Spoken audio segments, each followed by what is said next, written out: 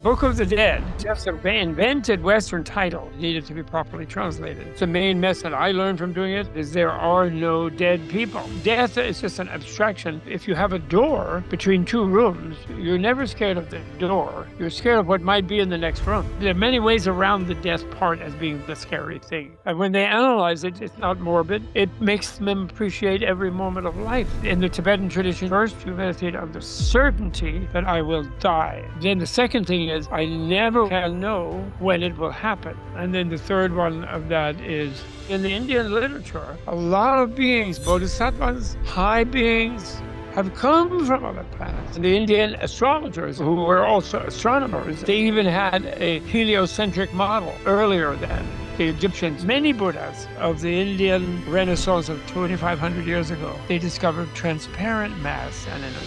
The human life is an absolute priceless treasure. How do you feel about your own death, if you don't mind me asking? Let me ask you a question. Please. What do you think is evolution? What is evolution? What do you think it is? You think it's what just Darwin's version? Well, I don't think I've researched Darwin's work deeply enough to comment on it at the level you're asking me to today. I have a shared sentiments from the zeitgeist of what I think Darwin's about. But for me, as I'm maturing at this age, and I'm conscious of the age that I am, I'm moving through my 30s into my 40s. I'm starting to, and maybe that's too much astrologer in me, but I'm starting to see evolution as more now, especially picking up your book, starting to understand a bit more astrology, as evolution is, previously it would have been evolution of man, like going through the history and the ages, like Darwinism, but then also our evolution through life as we evolve. But I mean, it's very difficult to not be exposed to your translation of the incredible book, and I want to ask some questions about that.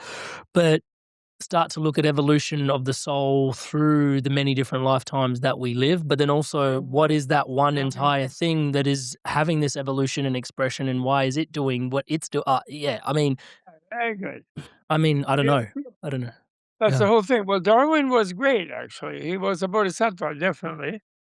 And he was Can you bound by define what a bodhisattva is, Robert? Sorry, just for a those that don't bodhisattva know. is a person who is seeking enlightenment, is aware of the deathlessness of life, and that you never escape into death from life. And death brings you just from one life to another. It's just a doorway. And therefore, you have to imagine you have an endless and beginningless passage through all these infinite lives. And therefore, you should not deprive yourself of a goal of the ultimate evolutionary summit, sort of, which is when you become all of it. You become aware of connecting and being and embracing all of it, which I is how enlightenment is defined. mm, Buddhahood, enlightenment, in all of the Indian Buddha-oriented traditions, which are all of them actually, whether they make Buddha into an incarnation of Vishnu and say he was doing it a little wrong because he didn't do the Vedic sacrifice and blah, blah, blah, or whether you make Buddha into Ekomkar Satnam in your tradition, whatever you do about it, Buddha means fully blossomed, fully flowered living being.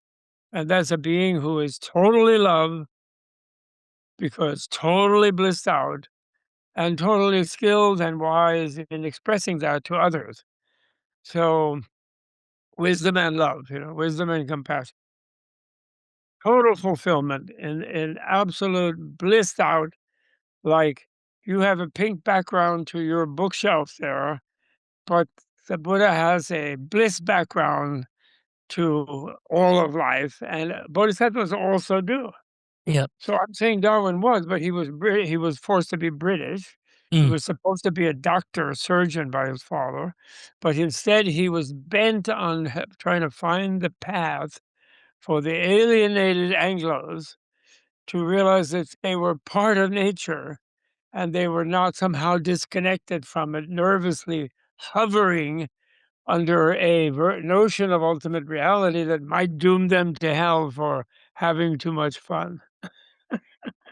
So therefore, he tracked all the interconnections of all the living forms, as best he could, and he showed the humanity they were connected genetically and so on, although they didn't have a sophisticated idea of a gene at that time. But he showed them that they were connected with all the animals and all of life. And he made it palatable for them by excluding their spiritual side. And because they were all materialistic, the empire, we own all the land, the sun never sets and all this. And so he just made it the species is all connected, from random mutations because he couldn't figure out how that worked because he didn't allow the mind to be involved in it. So the Buddha, long before, took the word karma out of the Vedic ritual, which is where it was originally lodged, because what it originally meant was action through the ritual, which then made the gods bless you. So in a way, it was the action that affected your destiny was karma. The meaning of the word karma was the most important action because the gods were in control of what happened to you in Mm-hmm. that earlier form. And around the time when Patanjali and him and Badarayana and all the Sutrakaras and Jit Mahavira, they all rebelled, sort of like Guru Nanak, who rebelled against everybody and went under the river for 3 days and came up with a new song, you know? Mm. And so they did, and in that new song, the word karma, instead of meaning some sort of, divine appeasement ritual action, came to mean your own ethical action in how you engage with others and how your mind engages, even not just even when you didn't say anything, but what you think, or how your speech engages, and then bodily how you engage. And so that's what then shapes your destiny. So it becomes an individual's evolution with mind and speech and body through life after life. And then once that's the case, how do you get to be able to actually control it and aim it and go for the golden state of enlightenment that becomes connected, or Mahavirahood, or Nirvikalpa Samadhi and so on. But he was a little bit not so favorable about Nirvikalpa Samadhi, which a little bit when they think that's the ultimate goal, there's kind of escaping from life, into some state that is outside of it, and abandoning the loved ones of the other beings. So that's a little not so much fun. You know, Fun ends when samadhi becomes boring when you're stuck in it eternally with no one else present. No one to talk to. You can't even make a podcast from Nirvikalpa Samadhi. You can't even make a podcast. I mean, many people would appreciate a podcast from Nirvikalpa Samadhi. I was I was joking. I went from like engineer to life coach to astrologer, and I was wondering, I was asking myself, what's next? Do I just end up in a Himalayan mountain somewhere in a cave, just just podcasting Nirvikalpa Samadhi? Maybe touch wood, if I should be It's so great. blessed. Though Podcasting is beautiful. It's teaching. it's I think it's wonderful. And I wanted I podcast, but I'm very lazy and badly. You have to have a system and organize. And yeah, I'm on Substack though, and I do podcast, but not enough. I'd like Robert. to do your podcast. Well, thank you How so you much. got down out of the skyscrapers Yeah. in Melbourne and got into the Dharma. And then when you say astrology, are you doing? Do you do Vedic astrology or Vedic the Western? Western and Hellenic, actually, Both, both. You do both. Good. all three of them. Yeah, it's I kind of really like the Vedic one that they've oh, it's changed the different things. yeah. Although I'm scared because my sun sign is Leo, and yet the Vedic one moves me back into Cancer. I can't quite get that, how I could be so strongly marked by crabs. Yeah. Touch wood. Seems to be I'd love to explain that to you actually, if you're open to it. But yeah, maybe another podcast for I another am day. definitely open to that. I wanted That's to great. I need lessons. yeah, I wanted to ask you, Robert, if that's okay. Um, because you mentioned this Darwinian, you started explaining the West, and then I wanted to dive deep into, because some people are going to be listening to you today going, this is completely delusionary. Yeah. And I wanted to set up the frame with us coming into Tibet. If you could please speak to us of Indo-Tibet to set the frame. Yeah. In terms of how did these inner terrains start to get mapped? Because in the West, you say we explored the West in the translation, in the narrators in the book. And then you also say in the East, they went inwards. So I can you don't talk believe to in us West about and East. I don't believe in West and East. yeah, tell us. I believe that I just think that India in particular, which in a way is West actually, because it's at least the Sanskrit part of it. I think the Dravidian part of India is something different than West and East. It's sort of southern actually, but the Sanskrit part is Indo-European, and so it's really the West. And so anybody, East and West now is all flattened out. We're all one. It's all one giant, huge, chaotic mind. And the nation state thing and the race thing and the religion thing, that's all useless. In a way, it's all kind of confused, creating chaos at the moment. And people have to learn that we're all one, but we're on one little rock, you know, one little, we're in one garden together and we have to share it and we have to be cool. So I'm not into East and West. I mentioned Darwin because actually I consider he did a great thing. Although I would disagree with his attachment to materialism, and I'm against the dogma of materialism that affects modern, so-called modern science. And I think ancient Indian science is more advanced, actually, in many ways. Although it likes the Indic sciences really like the observational empirical part of modern scientific methodology of having direct experience inform theories and leaving all theories to be updated by more experience. I mean, that's the methodology of modern science, and that was the methodology of ancient Indian science. The only problem with the modern one is that due to the fear of the of God, probably in the colonialist mind, they didn't want to suffer in hell. So therefore, they decided they wouldn't have a mind or a soul or a spirit. And then a lot of people misunderstand Buddhism with its anathema teaching, thinking that Buddhism agrees with that there's no spirit. And then they can understand why Buddhism is absolutely determined about former and future lives. That doesn't fit with them. So then they try to put like someone like there are certain writers like that. I won't mention names, but they say, "Oh, Buddha didn't believe in that crap about former and future lives. That's some old superstition." Meanwhile, that's a scientifically verifiable fact. It's just not verifiable. It hasn't so far been verifiable by materialistic means. It has to be some mental awareness. But you have to discover that, and you have to actually overcome the insanity of the Western colonialist mind, the modern mind. What is the insanity? The insanity is they believe in nothing. They believe that nothing is something. Nothing is the word for what isn't something. That's not a thing. It's not a place. It's not a space. It's not dark space. So no living process, no cumulative energy flow can ever be nothing.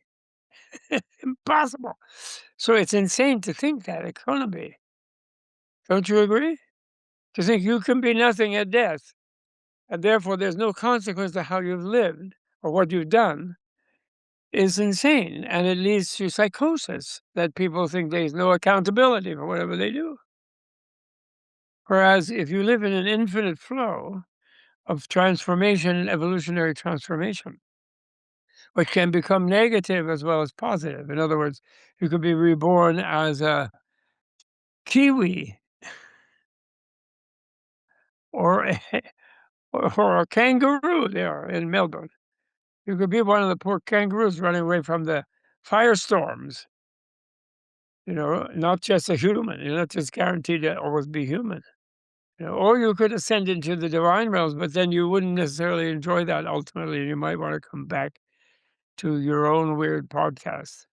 That's also interesting because you said sometimes in the translation it says some souls don't necessarily like even some of the heavens are traps and they return to human incarnation to Yeah, try they are kind and of trapped. The heavens liberate. That was really interesting to sort of consider that there are certain heavens that are traps. That's really weird. sort of.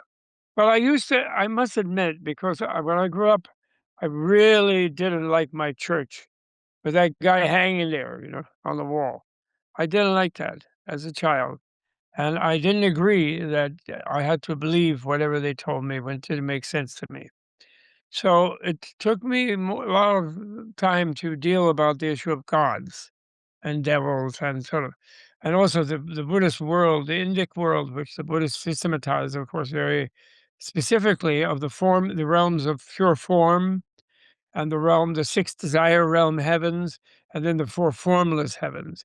So there's like 16, 622 plus 426 heavens, and which are themselves, they admit, because no theory and theoretical description of the universe is adequate to it. That's just a heuristic schematization of sort of trends of life forms.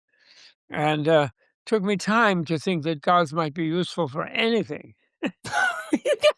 And What? because people project all this Oh, ridiculous man. omnipotence of their own childhood temper tantrums, of the infantile omnipotence feeling, that kind of immature thing, and they project that out, and then they act like, "Oh, then we have a scripture, we have a church, we have something, so they're omnipotent, so if they tell me to do it, I can go kill grandma."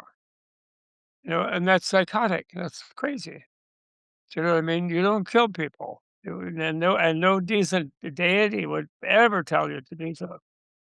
So all the conflicts that we have in the name of some projected absolute.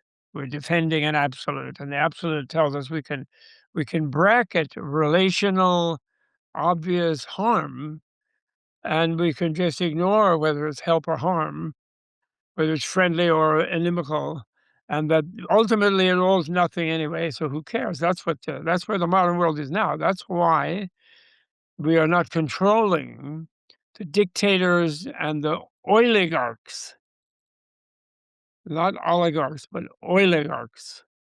We're not controlling them. We definitely outnumber them hugely. The actual soft-skinned human beings. We have billions and billions to a few thousand, maybe 10,000 maximum, but we can't control them. And that's because they and we both, they can't control themselves because they think they can just do whatever they can get away with, because it's all going to be nothing later. They never really believe in inspired, not only inspired, even uninspired evolution. They don't believe that, because evolution means there's a consequence of what you do. And it's not just accidental, random. There's clearly, and we know that in life, right? You look really healthy to me, Touch wood. young man, and you may work out occasionally to remain your back and shoulders and arms, and healthy and happy. Maybe go for a jog, or you run or do yoga or something. You do something, Yeah, I love and you know yeah, that if you touch don't do it, weeks on end, if you break something in bed for a month, then you get all weird and flabby, and even you can't hardly even stand up in a chair, and wait until you're in your 80s. You have to keep at it. So we know there's consequences to what you do with our body, and we've had a lot of scenes in our life. We've said things we regret and blah blah speech, and we've said good things, and that's had good result. So we know there are results of what we do. We don't necessarily, the West, know that even just what we think has a result, even if we don't express it it's in quite any deep. other thing Yeah, than body yeah. language. But Mhm. but when we go spiritual, we begin to get into the wish and the secret, and, magnetism and wishing for this and that. So, whereas in ancient system, the tenfold path of good and bad evolutionary action, which means karma, since the 5th century before the Common Era in all the Indian schools, that involves body, speech, and mind. And it's really brilliant, and it solves a lot of the modern ethicists' problems, because being ethical becomes an evolutionary mandate for a Impulse, person. yeah, it's an impulse that's in It everything. isn't like, but then not for the materialists. Like Wittgenstein, one of my heroes among them, who was really trying to break free, great genius philosopher. He says, well, ethics, if you just a kind of random, he was a little existentialist about it, because he was an engineer first, like you, and then afterwards he was a philosopher, and then he was in these universities that become dominated by the religion of nihilistic materialism. That's their dominant life thing. They are the high priest, is the materialist scientists. They tell you because they tell you what's real. supposedly. Meanwhile, they're insane in that they think nothing is real. Nothing. Imagine that you think you can go to nothing. That's a kind of insanity. Hey there, Inspired Souls. I wanted to take a moment and thank all of you that are subscribed to this podcast. Everything you see around here, like I like to say, touch wood, is powered and empowered by your subscription to this podcast. It costs you nothing. It's completely free. There's a button down below. It lights up in the colors of the Inspired Evolution when I say the word subscribe. And if you can hit that button, hit that bell notification icon, it's completely free. It gives you the opportunity to support the channel so guests like this can come on and share their insights, share their wisdom. Every week, we do 2 episodes a week. And once a month, we actually gather with the guests inside the Inspired Evolution Community Circle. Here, if you start to fall in love with the content, just know that's the space for connection around the content. It's the Inspired Evolution Community Circle. We affectionately call it the Circle. The center's empty. It's not about Amrit. I'm just one of us. And once a month, we get together and we run kind of like a podcast where you guys ask the questions of the guests when they come on. We also gather once a week. I guide meditations. There's community sharing circles. If there's astrological updates, there's breath work. There's a bit of yoga. There's all sorts of cool stuff happening inside there, and lots of people meeting people in person as well. We've done our best to make several live, interactive, connection oriented, so it's less there is text-based connection, absolutely, but it's this opportunity to really connect, especially as we move into this Aquarian age. Yeah, we're going to need Aquarius rules community. We're going to need more community. It's about the I and the we. Pisces had the fish, schools of thought. This is all shifting under our feet right now. So as we're looking for tribe and connection, Inspired Evolution Community Circle, come on in, give it a whirl, yeah, and just see if it's for you. And it really supports the channel as well. So thank you so much for all of you that are part of the community and supporting the channel and this work, doing the things that it's doing in the world. Really, really, really sincerely appreciate you all. And we'd love to welcome those of you that are inspired to evolve on the inside. And I'm mentioning that as well because today's episode goes super deep, yeah, and it's conversations like this that we're having inside the circle amongst a community of peers. So if that sounds inspiring to you, do check us out, inspiredevolution.com/circle. Well, is that not an external orientation too? So it's kind of like there's only so much outward work you can do in a certain direction until the inward beckons. Is that assumption I can draw from what you're saying? No, I don't know. I don't see. I don't understand that. Well, I said with the material scientists, the object of their fascination is the external material world. And so they've consistently focused outward. And I think that's why so many more people are returning. Like you and I are having a podcast that's potentially going to go it's going to go places. It's going to sit in with people. There is this pull back inwards that people are feeling at this time. Do you not? I'm critical of the dogma. But the Indic scientist, it loves the observations and the methodology. If they really would do it, then they could have no dogma saying that there's nothing non-material involved. Well, this is the other interesting thing as well that I found when I was reading your book, is recognizing that these Indian, yes, Indian, but the Indian and the Tibetans, they went internally and they've actually mapped internal landscapes. Like they've mapped consciousness, right? Like this was profound because, and I started to see from reading a book, which is like the West has gone, given themselves astronauts and tried to pierce and puncture outer space to the best of their ability by researching and going and sending a man where no man hath been. But the Indo-Tibetans have actually been sending a man where no man has been on the inside into these really profound spaces, which is, like you said, Tibet was like this demilitarized country. It was so advanced. Like, what was that? Like, they would just shoot off into another life, leave life, and then potentially come back and then identify and have conversations with people saying, this was me in my last life. And then they would confirm it because the culture was open to it. What was going on in Tibet? Like, that is just... Well, what was happening was, the point is this. The inside and the outside are not connected. They're not interconnected. They're interconnected. So it's also possible to go to other planets. There are trillions, countless numbers of humanoid planets in this unlimited universe. There's also unlimited other gardens of Eden like this. To think that this would be the only one is totally paranoid and weird.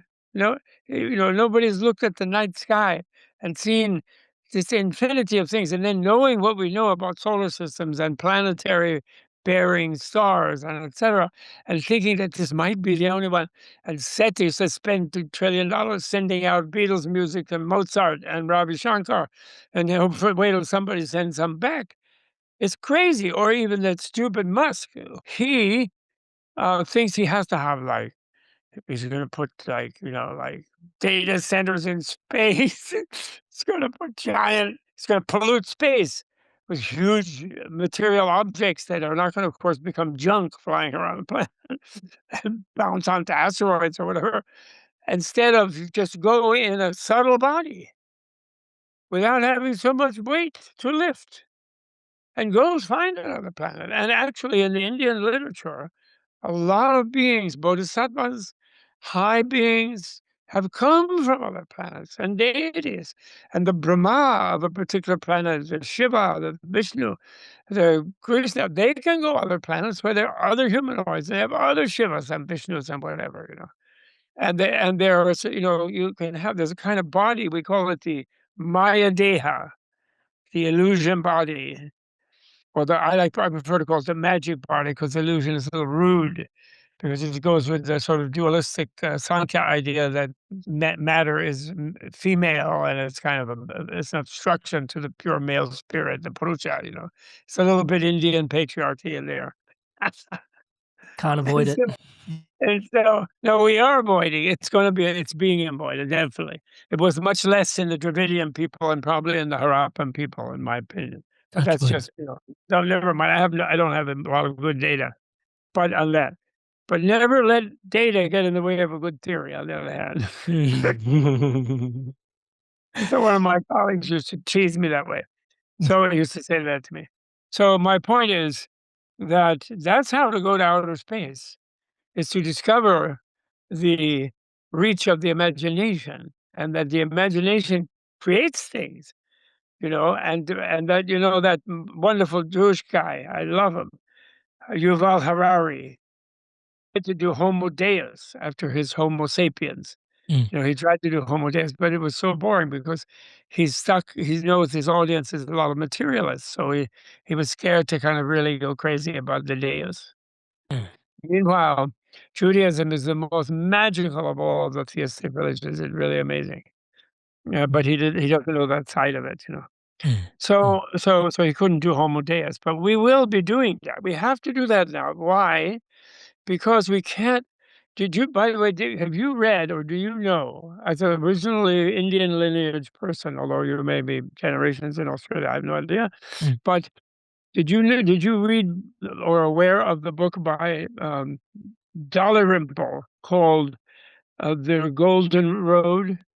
No, the Golden Road.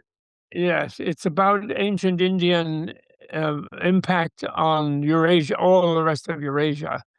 The Who's the author? huge trade and the giant hordes of Roman golden coins in South India Mm. from buying all the wonderful Indian exports with these big, huge ships going across the Indian Ocean. The Golden Road is the Indian Ocean monsoon winds Mm. that go east and west in different seasons, and so they drive, commercial boats. And then when the Rome got so poor, because they got so decadent and they lost their empire, and then the Visigoths came beating upon them and all this, and they had no more gold to buy the stuff, they started selling out into Indonesia and to China. The South Indian, massive, the wonderful kingdoms in South India, and the Chola and those kind of dynasties. They sold stuff to the emperors of China, and fabulous wealth. So the Golden Road means it's not the Silk Road. He's complaining as a historian about the invention of Silk Road, which the Chinese are all big on, but it only was invented in the 19th century, and only after the Mongolian Empire for a while. Otherwise, you couldn't trade across Eurasia because you'd be robbed on the way. And the big trade throughout Eurasia, the wealth flowed from India. And guess who it flowed from? Did it flow from the Brahmins? No way. The Brahmins, don't go on the ocean. Don't leave the whole India. No, don't do business. No. Just whatever. If you have some wealth, let's have some rituals. but they were against business. The Vaishyas, they were not into the Punjabis, so the Sikhs and the Buddhists. And whereas the Buddhists had big monasteries, and so they would lend money to guys to buy a big boat, build a big boat down in Kerala and sail over to the Red Sea and the Persian Gulf and sell spices and silks and all sorts of things, to the wealthy people in the Western empires. So far from being a backward country, they were the leader of the economy of Eurasia for 1,000 years. Then the people came there and to conquer the wealthiest place, in Eurasia, India. And they at least the first batch of conquerors circulated the wealth within India, with them as the Kshatriyas on top. And then the Europeans took it out, with their railway systems. And then they pointed that since my lifetime, I've been dealing with people in South Asian and studies and things about my thing from Tibet and India. And they're like, oh, what backward countries, they're so poor. Meanwhile, they robbed everything and took it to England, and France and Portugal and wherever. What do you think about the caste The system? reason I brought it up is that the zero essential to the AI, to the digital universe, to accounting, to CPAs, to industrialization, Yeah. did not reach the Europeans until the 8th century, or the Chinese. They were putting pebbles in holes, to count things, or they had the abacus, in China at least, but they didn't have a zero. And so, our thing that's so intuitive to us, where we have columns of the zero, then we have the tens and the hundreds and the thousands and the 10,000, the 100,000, the millions, and et cetera, et cetera. You go up to as far as you want and add a zero, they couldn't do that until the 8th Common Era century. And they thought at first they got it from Baghdad, but actually the Baghdad's got it from India, and Indians invented it. And the Indian astrologers who were also astronomers, and they were predicting eclipses, isn't it? They even had a heliocentric model earlier than, like the Egyptians, a minor thing, but it never caught on popularly. But they had it, the Indian mathematicians, so they were really good. And that's why they're such good engineers now, and so good at math. They were way ahead. So, we're still in this thing. The whole superpower thing today has to do with the empires not giving up. And that's why we're still having these conflicts and wars. And they'll be over soon, I think. Hey there, Inspired Soul. If you want to start to understand yourself better through the lens of astrology, and also have a look at what's coming up in the time ahead for you specifically based on what the heavens are saying at this particular moment in time, then it would be, touch wood, my absolute honour to read for you. amritsandhu.com/reading. You can check it out. It'd be an absolute pleasure to bring you into deeper levels of awareness around what your chart has to say about you, and also what your chart is going through over the upcoming period. These are definitely interesting times to be in, but also you guys are all really interesting individuals that are tuning into this podcast as well. So yeah, interesting times with interesting people can lead to really remarkable things. So amritsandhu.com/reading, touch wood, if you feel inspired. What do you think changes that enables that evolution? By the 2030s. But the reason it'll be over soon is because the planet is not going to allow it to burn down Los Angeles. It's going to burn down Mumbai. It's going to flood Madras. It's going to. They don't have in Tehran. They have Donald Trump and Netanyahu chasing them, and they have their own women chasing them. So it's more like complete patriarchs there. But the other people who are chasing them is the planet. They're ready to abandon Tehran out of drought. There's no water in Tehran. Did you know that? They're out of water. Their reservoirs are zip. Like Madras almost went zip. Cape Town almost went zip. You can't live like that. Like screwing over the planet like that. And those oligarchs will have to pay for it, instead of just letting tax-based people try to pay for it, which they can, or insurance companies who won't. So therefore, the people of Minneapolis are going to have the say, and the people of Where? Moscow. Finally, the Moscow ones. For all the money Putin spends on trying to destroy Ukraine, he spends more money suppressing his own people. I don't know if you know that. And also, his own people is a small country. It's only Muscovia, right? It's a large for Europe, but it's not that much bigger really than Germany was before the Second World War. When they had Kaliningrad was Germany and so on, and Czechoslovakia and Austria and so on. So they're not much bigger than that, the Rus ones. And then all the rest of them are all imperial conquest, the Buryats, the Tuvans, Bashkortostans, a lot of Muslim ones, and the ones in the Caucasus, totally they're not Russian. And so that they didn't devolve under the pretense they were liberating everybody with communism. The Romanov Empire did not devolve the way the British one and the French one and the Portuguese and the Spanish did.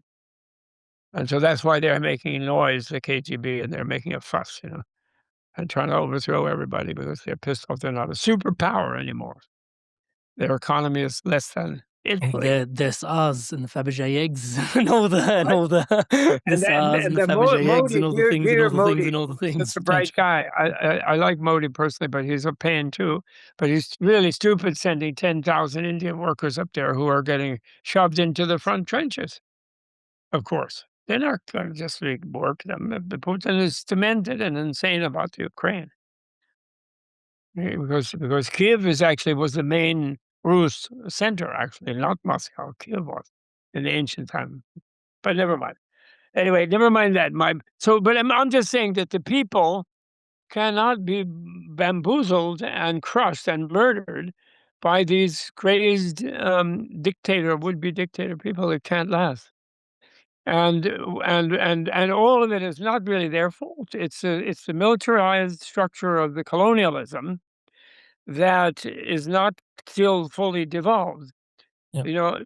This is one thing I didn't know until recently. Did you know this? Talk about uninspired evolution. When the UN was formed, the powers that be of that time, who were all ex-empires, right? All 5 of them, they wouldn't allow African or Asian countries that had been boundaried and made into nations under colonial occupation, where the colonialist method of putting a minority on top of a majority to dominate the majority. So the minority would need the outside colonial powers' defense in case the majority got too pissed off. That was typical, like Hutu and Tutsi, everywhere, whatever situation. When they applied to be nations in the UN after the World War, they tried to apply as more ethnically homogeneous nations, and they were forbidden. You can only apply under the boundary we drew in the Congo, in the Uganda, and wherever it is, only under our thing. So if there's a minority, so Sinhalese and Tamils, everywhere, that these things that have been blowing up ever since have to do with that. Those 5 powers knew that, and of all the 5 powers, the Russian and the Chinese, the previous empires, they didn't dissolve. And the Chinese have a big pretense: we were conquered, and the Japanese beat us up, and it's horrible. And now, so therefore, we have to conquer the Turkestani people, the Uyghurs, the Tibetans, the Mongolians, and we got to conquer a lot of people. And now they're using Russia to slam into Europe, and they're planning to conquer Siberia. Trust me, not Taiwan. They don't care about Taiwan. You're not going to put an outboard motor on Taiwan and go to Hawaii. Taiwan is right under China forever. No way. Well, it's interesting how you even I found it quite revelatory to realize that Tibet, there's a whole fight for Tibet that's going on. 1 million people have died. And it was interesting because what you spoke about was fundamentally that Tibet was never a part of China. Tibet was this land of it was kind of like a Himalayan land in many ways, just like this evolved, enlightened bunch of people doing deep inner consciousness exploration, incredibly spiritual, incredibly dharmic. And yeah, evolving, growing as a collective society. They demilitarized as a country because they could see they were so That's ahead of their right. time. They could be like, Yes. hey, this is not Yes. sustainable. Like, so we're going to Well, demilitarize. we're all But going they to had do that. China over here, and they said, hey, China, like, you're going to be our little brother, and if anything happens, you'll come to our aid, won't you? And they're like, yep, we'll be there for you. We have deep reverence for Tibet. Well done. Yeah. And so then, but then the UK or England or whatever you want to call it wanted to trade with Tibet. And so they didn't put Tibet onto everybody else's radar, Yeah. they started to trade with China, but it was actually Tibet in for some of the things, but they didn't want other people to know they were Yeah. getting those things from Tibet. And so now that Yeah. boundary for trade maps got drawn as China with Tibet in there. And then hundreds of years later, China's moved in to take occupation of it because the rest of the world already saw that boundary because of a trade thing. But it's like calling. Sort of. Well, sort of. Not completely, but sort Okay, of. cool. Can you tell us? Yeah. And there were maps showing Tibet as separate, actually, in France and other places. But that's right. That did happen. And then, well, then the Brits wanted Burma more. They realized, and I found a letter. Well, this is a different political topic, maybe than you want as part of evolution, but there's a letter that I found in the East India Library on the Embankment in London, in an exhibit, which they now deny that it exists. But I actually saw it, and I showed it to the Dalai Lama. Actually, we were there for an exhibition, and a letter by Churchill in 1923 to the Governor General of India. Because at that time, the 13th Dalai Lama, it's a story nobody knows, it's kind of cute. He kept sending very young, kind of adolescent-looking older Tibetans, like middle-aged Tibetans, but who look very young. They don't have much facial hair and everything like that. And he sent them pretending that he was sending them to Eton and this kind of thing, and with groups of 2 or 3. But then you have one old guy in there who was a plenipotentiary and who would try to escape from Britain and get across the Channel and go to Geneva and present the Tibet's application to the League of Nations. And the governor, and then the British MI6 or whatever preceded MI6 would catch him and take him back because the British didn't want Tibet to be recognized as a nation. And then the Governor General of India, named Isaacson, a particular one whose name was Isaacs, who was the only of all the Governor Generals, was the only Jewish one. So he was a little more globalist, a little more, multinational and intelligent. And he wrote to the Admiralty or to whoever, the Foreign Office, and said, I want you to let them go to be a nation because we want China, whatever government there is in China after the Manchu has fallen now, in 1923, that is, we don't want the Chinese to get there because we trade with Tibet. We get a lot of wool from there. We get salt. We get certain things, meat. We like to deal with the Tibetans. We don't want China to grab Tibet. So Churchill writes back, sorry, no go. We understand that from the Raja's point of view, you want Tibet to remain a buffer nation against China. You don't want China up against India. We understand that. But don't worry, nobody will ever go up there anyway. Bunch of yaks and whatever. And we don't want to have to defend it. So, and A. And then B, which was the main reason, however, are Hong Kong people. They use Tibet as a chip. And they tell Chinese when they're the nationalists, when they're negotiating something, well, we let you guys have Tibet. It's your sphere of influence. Like you let us have Burma. It's our sphere of influence. So they don't want to be denied that by us pushing Tibet to be recognized as we know the Dalai Lama wants, but we're not going to do it. So then nowadays, the British, like Miliband and those people, they pretend they can't find this letter. I saw it a few years ago, in 1984, actually. Too many. My God, the time is go quick. And then I called Dalai Lama. I got so excited. I said, Your Holiness, look, Your Holiness. Winston Churchill, as a young man in the Foreign Office, is selling out the Tibet already in 1923. Come look. So he doesn't like me making a fuss like that, but he likes to be polite with the host. And so he was a little, but he did come over. And then he looked down like that, and he saw it and saw Churchill's signature, but then he didn't really read it. And he was in a glass case, and he looked at me and he said, You look. I said, look. He says, you look. He says,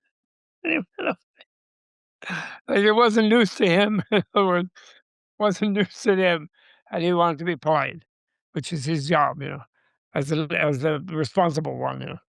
But anyway, that's a side story. It's kind of cute story. Some people might like it. Let's go back to the real spiritual thing. The key thing is for inspired evolution is that when you restrain something that you know is less than your best, I don't mean you personally, I'm just talking you to everybody. Then and you just restrain it a little bit. If you're gonna lose your temper, you just do it mildly, or you don't say anything until you've taken a few breaths and calmed down, or you say less than the worst insult you can think of. You say something a little more subtle, or whatever it is, or you don't grab at this thing, or you share something. Whatever tiny thing you do, that is evolution. By doing that, you are moving into a type of flow where you're moving to greater happiness. When you're kind to another, then you're moving to where others will be more kind to you. Where you, in other words, sort of the great lesson of Shantideva. Did you read Shantideva? I'm sure you did. The Guide to the Bodhisattva Way of Life. Have you looked at it? It's such a beautiful book, written in the 8th century by someone who had some other name. Well, we don't even know what it was, but he decided to take that name because he thought if people think my name is Shantideva, they'll think there's a God of peace. So that would be great. So and he most amazing poem, really beautiful about compassion, but many things in there is really beautiful. My favorite is that I will never in my life, if someone asks me, where's the bathroom or where's uptown or where's whatever the museum, I will never in my entire existence, in all of my lives, I'll never point with one finger in the direction that I know I will direct them to go. I will never do that. I will use my whole hand. I will use my whole hand like to ushering an honored guest to get to where they want to go. And I will think in my own mind, now I'm ushering you toward the bathroom you need to go to. Someday I will open the doorway to enlightenment for you. Isn't it? I think because body language, when you point with index finger, it's like, you know, I'm bossing you. I know you don't know. It's like a little domineering, right? As we know, people when they get really politicians, like this, they go like that. But when you go like that, you're inviting. And that's so beautiful to me. That's evolution. You follow me? That's inspired evolution. Is Moment even to a moment, moment to moment, graciousness of moment. body language, for example, and that's inspired evolution. And if you realize that karma means evolution, really is what it is. It has other meanings, but that's the most important one in Indic philosophy and everything subsequent to 500 before the Common Era, approximately around that, maybe 700, 800, who knows exactly. And uh, it's just wonderful. I just think it's wonderful. That's inspired evolution. And then the idea that the other inspired evolution is you can, if you're a neuroscientist, which are one of the Dalai Lama's favorite types, and you begin to realize that, the brain is a miracle. Totally. It's more far out than AI. It's like BI, brain intelligence. It doesn't have to go in outer space with Elon, and it doesn't have to go and suck up everybody's electricity out of Los Angeles. It's because it's packaged in the skull casing here. All we need is some some dal, rice and dal, and it still functions. And and but then the things that you can do with the brain from within the brain as a yogi, developing, one-pointed ekachittasya ekagrita, one-pointedness of mind, and developing devotional one-pointedness and focus, and then moving your mind around to your heart center, your throat center, your navel center, your secret center, your brain center, and opening the lotus petals of the what is it called? Vagus system. down like the octopus-like whole nervous system, and you can learn to maneuver around inside your nervous system as a master yogi. Any human being can do that, or any yogini or yogi can do that. I'm sure you're a yogi. All six, even engineers, they're kind of yogis. It's a kind of engineering of health. Yoga is. Yoga Inner is not engineering. Yeah. the weird thing. It's yoga is practical, medical, therapeutic self-care, actually, basically, really, up to a point. And then yoga can go to where you learn to use your subtle system that is that amazing brain that they poke in and they give different drugs to, and they sort of wondering why it behaves like this and that. And so they are interested in that, the idea there might be this interior science that will deal with how to move energies around and deal with dopamine and oxytocin and where they're generated and how to take care of them. And, right? They just discovered all this stuff, the microbiome has different genetic codes as other living beings in our stomach. Mahavira and Buddha and Patanjali, they knew that there was 80,000 bugs that are other creatures. We are a colony of creatures. They knew that. Ancient time, they knew that. That was one of their things against suicide, that you're killing a lot of other beings that live in your system, in your own body, you know. So, the Indian science and spirituality is best channel for this. And Dharma's great dream, in a way, I think he's grateful in a personal way. He's very sad for his people, and he's very sad for that. But he's a kind of universal person, as people are nowadays. You are too. You're Teaching. not a Punjabi, you're Melbournese there, but you're also Punjabi, and you also realize that there's all kind of people in every country on the planet almost, except for Japan. And it's just they're still like ethnic, but they had their chance to be an empire, but they blew it. They got too rough. And these anti-science crazies, the oligarchs who want to pretend that, although the planet will absorb endless oil, go back to coal even. I mean, they're just really, really infantile and criminally infantile. Mm. And everybody tells them no, but they won't listen, Can and you they speak? read their system. Can you speak to us, Robert, of boundedness and unboundedness? Because I Yeah. think the translation that people give it is the Tibetan Book of the Dead, but actually there's a more literal translation which is actually all about liberation. And Oh, it's yeah, no, quite the thing to meditate on, in that this life is something we're bound in, and then we become unbound in certain ways. But even on the other side, to your point earlier, you said it's kind of foolish to think that even then you're not bound to something. exactly. And there is something, but then liberation becomes this. Whoa! How do you transcend into something like that? Is that moksha? Is Wait, that wait. moksha? Yeah, yeah. Well, no, no, no. Yes, that's one form of moksha, but there's a danger in thinking of moksha as getting out of connectedness. That's dualistic. The idea Mm. and it's also irrational, and it's also stupid. Why? Because, as Wittgenstein once said, the idea that the world is not infinite makes no sense. Because again, it's a kind of a reification of nothingness.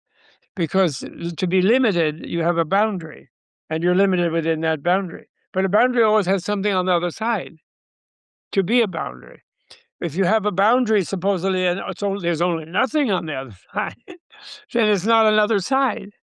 And actually, nothing is nothing. So it's not space. Nothing is not space. It's nothing. So therefore, there's always going to be something on the other side. I mean, because that's a simple thought experiment about the use of language. And so, and furthermore, you think of yourself, Amrita, you are bounded, but you're also infinite, because you cannot exclude from your boundary infinity. Infinity means unbounded. So that shows you that our words are very conventional, and they depend on each other to create differential sense of meaning. And actually, they're kind of they sustain paradoxes very well, because a bounded thing is also unbounded, right? Because infinity permeates you and me. We're both immersed in infinity, but we have a self-image We imagine ourselves as bounded and not infinite. We think of infinite sort of a big space outside somewhere, right? And then to us today, we have that because we're taking that opposition, which we create with our concepts, and we're grounding it in reality, projecting it into Schedule. reality. Yeah. Do you get it? We're Yeah. imaging it. Not, but let's not say imagine, since we think that's something unreal. We're imaging it. So what I'm saying is, therefore, there is this, since we're like that, and since we make for convenience, our amazing brain has organized where when I see the color blue, its blueness seems to come out of the blue to me and fits very well with my idea of blue, unless I'm colorblind. But actually, I'm constructing the blue. My brain is constructing the blue. It takes some effort, and they could prove that in some cultures they don't have the same color scale that other cultures do. And for example, ancient in the Iliad and Odyssey in ancient Greek, the Westerners go all crazy about saying the Anglos. So they thought the ocean was red. They talk about the wine red ocean. They never call it blue. So maybe they didn't have the neural wiring in the concept of blue. Mhm. And the sky looks blue in certain settings, but if you're in a deep well, you look up and the whole looks blackish and so on. So I'm just saying this was known about language by all the ancient Indian inner scientists. And because of that, we have all of us, the Theravada Buddhists, the Sankhya yogis, even the Vedanta non-dualists, actually Vedanta Advaita means undoubled. It's not, doesn't really mean undual. Advaya means non-dual, not without two-ness. Advaya or Advaita. But Advaita means undoubled. So that means the one real thing is when you go in samadhi with Tattvam Asi, Aham Brahmo Asmi, the wonderful Indian daring to be God, which is wonderful. And God loves it. He doesn't mind. He wants people to realize their amazingness, and he and she, they do. But my point is, so we do in our mind, since we're used to our concepts fitting in our world, or we would feel like dizzy or out of control, we think that something beyond the world is also a thing. So we think maybe that'll be nicer than here, where things bump into us and we get sick and grow old and die and whatever, and we worry about things and people don't pay enough attention to us, whatever. And so then we want to transcend. And that's good that we should try to do it. Prajna paramita, transcendent wisdom, that we should achieve. But then the amazing thing is when you can, if you now could identify yourself, you emanate as infinite, at the way you identify yourself as limited emanate, simultaneously. But the part that was imaging yourself became automatic, as the automatic of thinking I'm me and my body was just as strong, then, or stronger actually, because when I don't bother with the body, I'm a cloud of bliss, you know. And so if I had that going in the middle of talking to you, then I would be much more present to talking to you. And I would realize that this is transcendent, what we're doing is more even than it is relative. It's more absolute than relative. And therefore, absolute invests itself in the relative being maximum excellent for every sensitive component of it, like any sensitive being. Sentient being means sensitive being. And any sensitive being wants to feel good, not bad. So the absolute becomes the goodness of life, in other words. And that's the non-duality. That's what Advaita is after. And actually, also, especially bhakti. I had a Valabite bhakti friend who was intensely anti-Shankara because he said he was dualist. Because he said Krishna's loving the human and the world is non-dualistic because this is the garden of Krishna, the world. It's like the Garden of Eden. It's everyone is beloved. Nobody's left out. Everyone's blissed out. Everyone's in love with Krishna. Krishna's in love with everybody. That almost you could say bhakti is the supreme Indian achievement of a massive society, right? Like when you were a big fancy engineer making lots of money, and you would go back to Punjab and see some grandparents or great grandparents or great great grandparents, whatever it was, and then you have like your dignity and your persona, and I'm an engineer. And then the holy comes around and they start throwing paint on you. And they make you drink bang with them. And they mess around. And it's like, we live only one day. But it's like it breaks the whole thing down.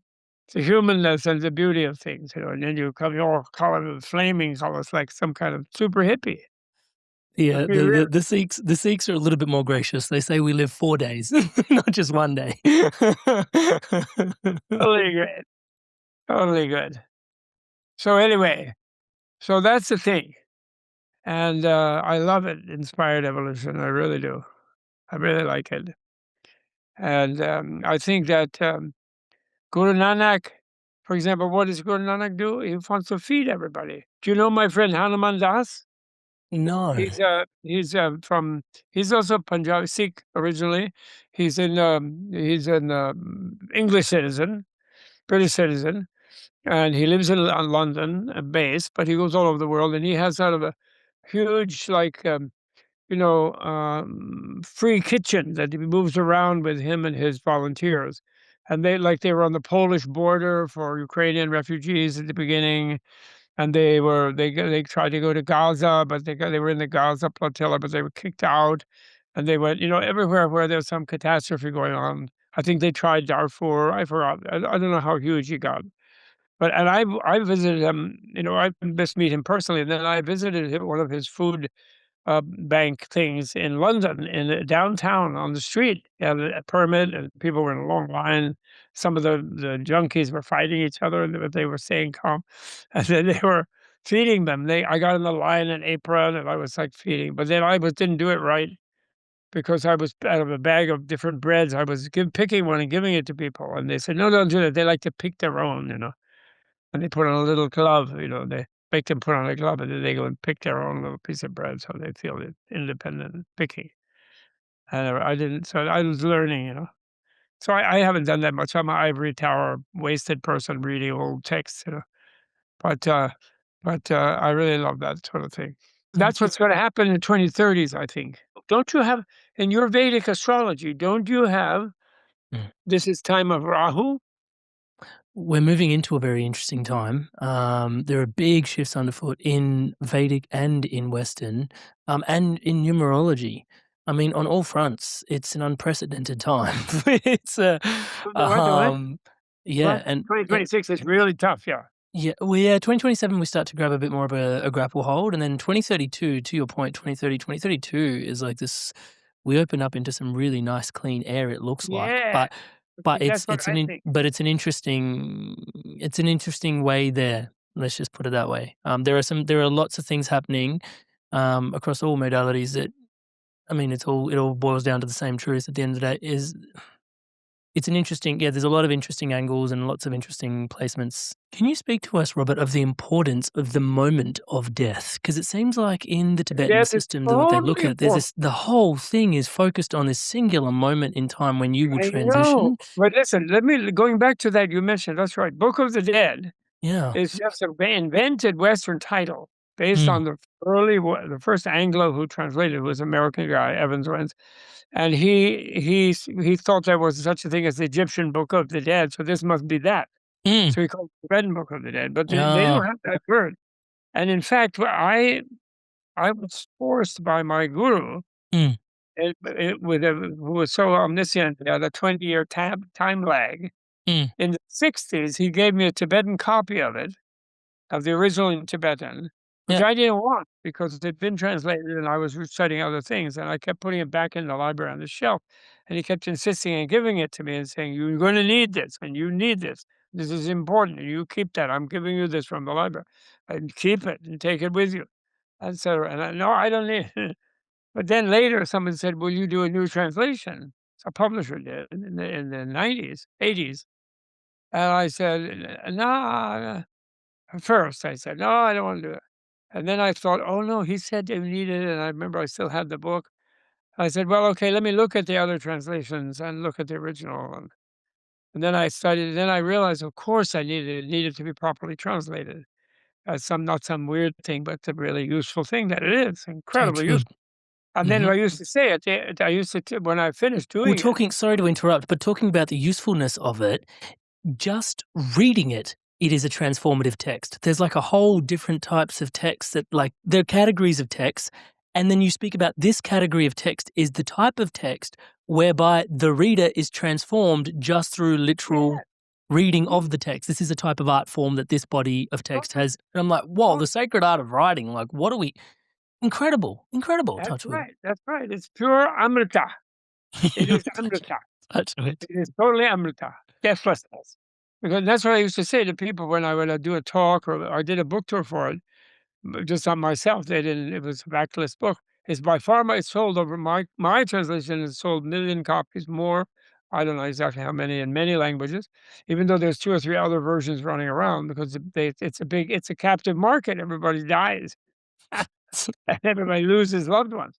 So, um, but Right. mine remains very popular because I made it where when someone dies who is a Christian or a Sikh or Hindu or Taoist or a Jew or a Muslim or what, they're not going to want to run into some Tibetan Buddhist version of a Buddha. They're going to want to meet Jesus or Moses or maybe Muhammad is impossible because of their aniconism, the Muslims, but maybe you meet a Sufi, Ibn Arabi or something, or you meet some angel or something. I don't know. And for the Muslims, but you anyway. So I made it where you can substitute it was from within your own culture. If you're helping someone who died, who you don't have time to introduce them to the wonders of Tibetan pantheon, and so I think that's what made it so usable by nurses and hospice workers and things like that. But the key thing about it, I used to say, well, what's the main message I learned from doing it? Main message I learned is there are no dead people. Nobody stays dead. And I even have another slogan that I love to inflict on people. Nobody gets out of here a dead. In other words, that nihilistic materialism where you're going to get out of the consequences of your being rude and mean to grandma are not happening. You're right in the next life, and grandma is also reborn, and you're going to bump back into grandma. And if you were mean to grandma, she might be a little less grandma-ish to you. In other words, it all goes on, which means that you take you don't solve your problems by dying. You take them with you, and you take your solutions with you. More of the point, that's inspired evolution. And so that's really, and then what the book of you don't have, and even you don't even have to believe all the exact schematization of the death and dying process. That's a great Tibetan and Indian Antarabhava, it's called in Sanskrit. And the Indian yogis and inner scientists did. You don't have to like believe it. You just have to try it on for size and think about it. And then it gives you like a roadmap of what might happen to you. And you can do a Pascal wager on that, which he did about monotheism, but you can do it about future life and say, if there is none, then I won't. There'll be nobody there regretting that I prepared in case there would be, and in case there is, then I have a roadmap and I know what to do. Go to the light. Don't go to the shadow.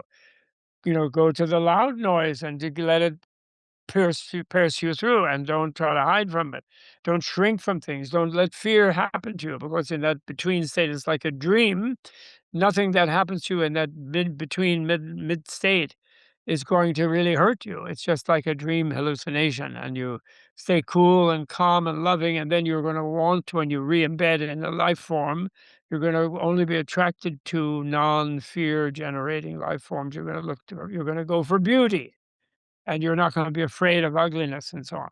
So so anyway, so that's it. And actually, even there's one woman who wrote a great book called Spooks, Irish name. I forget her accent, the author's name, but somebody, Mary somebody. But she's a sort of scientific writer type of person, and she wrote this book called Spooks, in which she was trying to ridicule all of the people looking into future life, past life, and so forth. And so a big target of hers was people who remember, children who remember past lives, because that's a big evidence for continuum of lives of the mind, of the spirit.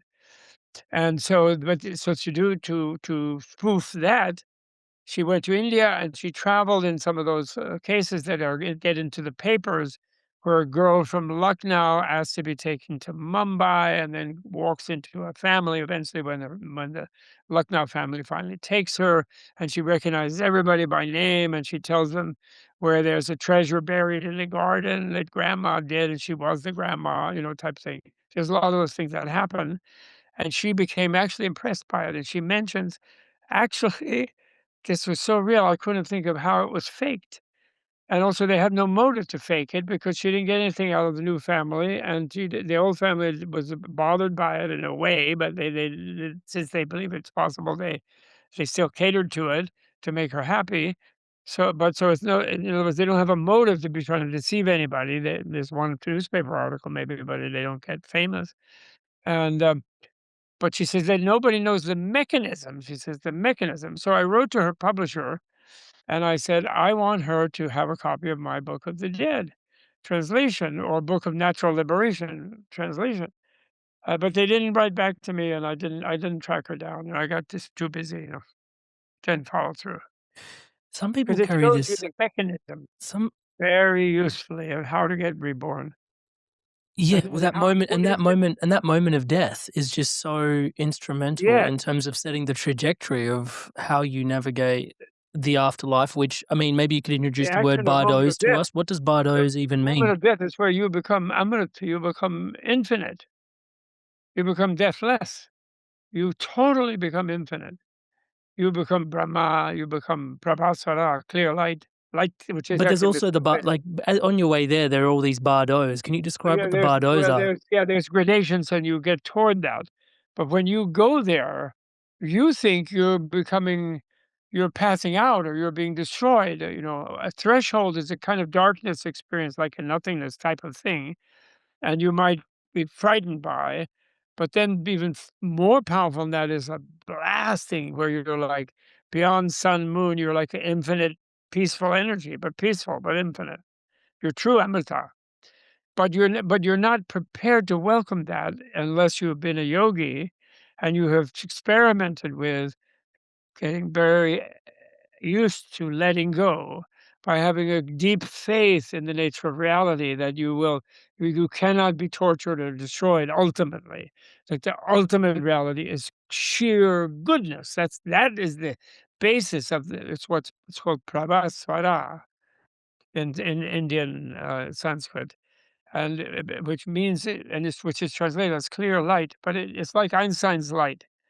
It's not clear light; it's light clear. The Swara part is clear, the Prabha is light. So Prabha Swara, in other words, in a compound like that, the second part of the compound is the more substantive one. So the clear part is what it is, transparency. The physicists have discovered indirectly through inference, they have discovered dark mass and dark energy. And of course, they're wrestling with dark black holes, which it's impossible, everything can become nothing. But then it's challenging their easygoing reification of nothingness that they've been sort of hanging out with for a few centuries, since the 17th century Enlightenment, Descartes and people. And they've been making them feel relaxed and reckless in life because they think it's all going to be nothing anyway. Existentialists, Jean-Paul Belmondo, Pierrot Le Fou, blow yourself up at the end, bam, that's existentialism. So, because you're going to be a happy nothing. And it's only happy in relation to hell. Of course, it's not happy in relation to orgasm, but they're ready to give up orgasm in order at least not to have hell. You know, that's been going on for centuries. So that's why when we've all been in that clear light, and we're made of it. But anyway, I'm sorry, I'm digressing. Anyway, so the scientists found dark mass and dark energy, which might be from 10 to 80 times more than the bright mass and energy that you can engineer with at the moment. They don't know what to do with it, kind of, They have that great thing of two black holes colliding with amazing long, like, antenna, amazing thing. I love that stuff they do. It's great. We love it. But they still don't really understand it. So, but anyway, it's great because it opens their mind to the invisible having force and what shouldn't be, only what you see. And then Einstein is also scamming everybody. Speed of light is the absolute because at its own speed, 186,000 miles per second, or whatever it is, light is everywhere, right? Am I right? You know that. Is it 186,000 miles per second? I think so. Or is it per hour? I don't know. Speed of light, yeah? Yeah. And But how it many isn't really miles? speed of light because at that speed, why that's an absolute according to his theory, is that light is infinite. It's Almost everywhere. 300 meters. Can't go faster than that because then it's already everywhere. So if you're already everywhere, you can't go anywhere, 100 million meters per second. right? Mm. So it's a total scam, impossible concept, actually. Why? Because you can't put it in a speed of mileage because you never can accelerate to reach infinity. If you're everywhere, that means you're already in everywhere. It's like if you're going to be infinite, you're already infinite. You can't get to infinity. You follow me? It's a negation. Mm. It's an absolute negation, which then leaves you, if you open to it, you kind of let go to it, then you're still here. And then it's here with you. So this is the new thing. The old thing that the great enlightened many Buddhas of the Indian Renaissance of 2,500 years ago, axial age of 600 years ago, which is they discovered transparent mass and energy, which is the biggest mass and energy Whoa. of all, from which all nuclear fission, fusion, etc., whatever, it's all those are all lesser. Because why? Infinite energy, again, doesn't do anything, doesn't go anywhere. Everything's already done. Everything is abundant. It's already gone everywhere. It's interesting when you describe it like that because one would start to infer that it's the substrate on which everything else is built. But then when you describe it like that, it sounds like it's also the essence of everything that already is and will be. Well, we think of it as a substrate, and then we wanted to transcend to that substrate Yeah, or to see, yeah, exactly. that's our dualistic conceptual mind. And that's fine, but that's not reality. What this was the Indian discovery, the great yogis of India, all Buddhas, all of them. What they discovered was, and many people and women discovered, regular people discover this easily. It's not that remote, actually, because that's what this is. This and what seems to be not this is all that. And then if you think of abundance as enough energy to do what I feel like doing in whatever embodiment or sensitivity I have, this is a bed of infinite energy. And then even that infinite energy is tolerating me running around thinking I'm a limited this and I can only do that, and then maybe I want a little more of the other. That's a sort of playful thing. Lila, that's a ladita, lila. That's Guru Nanak living underwater with the Nagas for 3 days without dying, with the aqualung they gave him temper. Gills. The beard, he's got gills. Eh? And then Brain, Did you he's just coming up say and then singing. And then he's singing the infinite song, Ekam Kal Satnam, and he's at the moment being squeezed by an insane bunch of wild Muslims and a bunch of fanatic Brahmins. And where are you going? Which one? And he comes up with a new one. Because it's too happy to any of the fanatic He's versions. too happy for any of Because he's discovered that reality itself is spirituality and materiality. And the two are fused in a joyous celebration of pink bookshelf backings.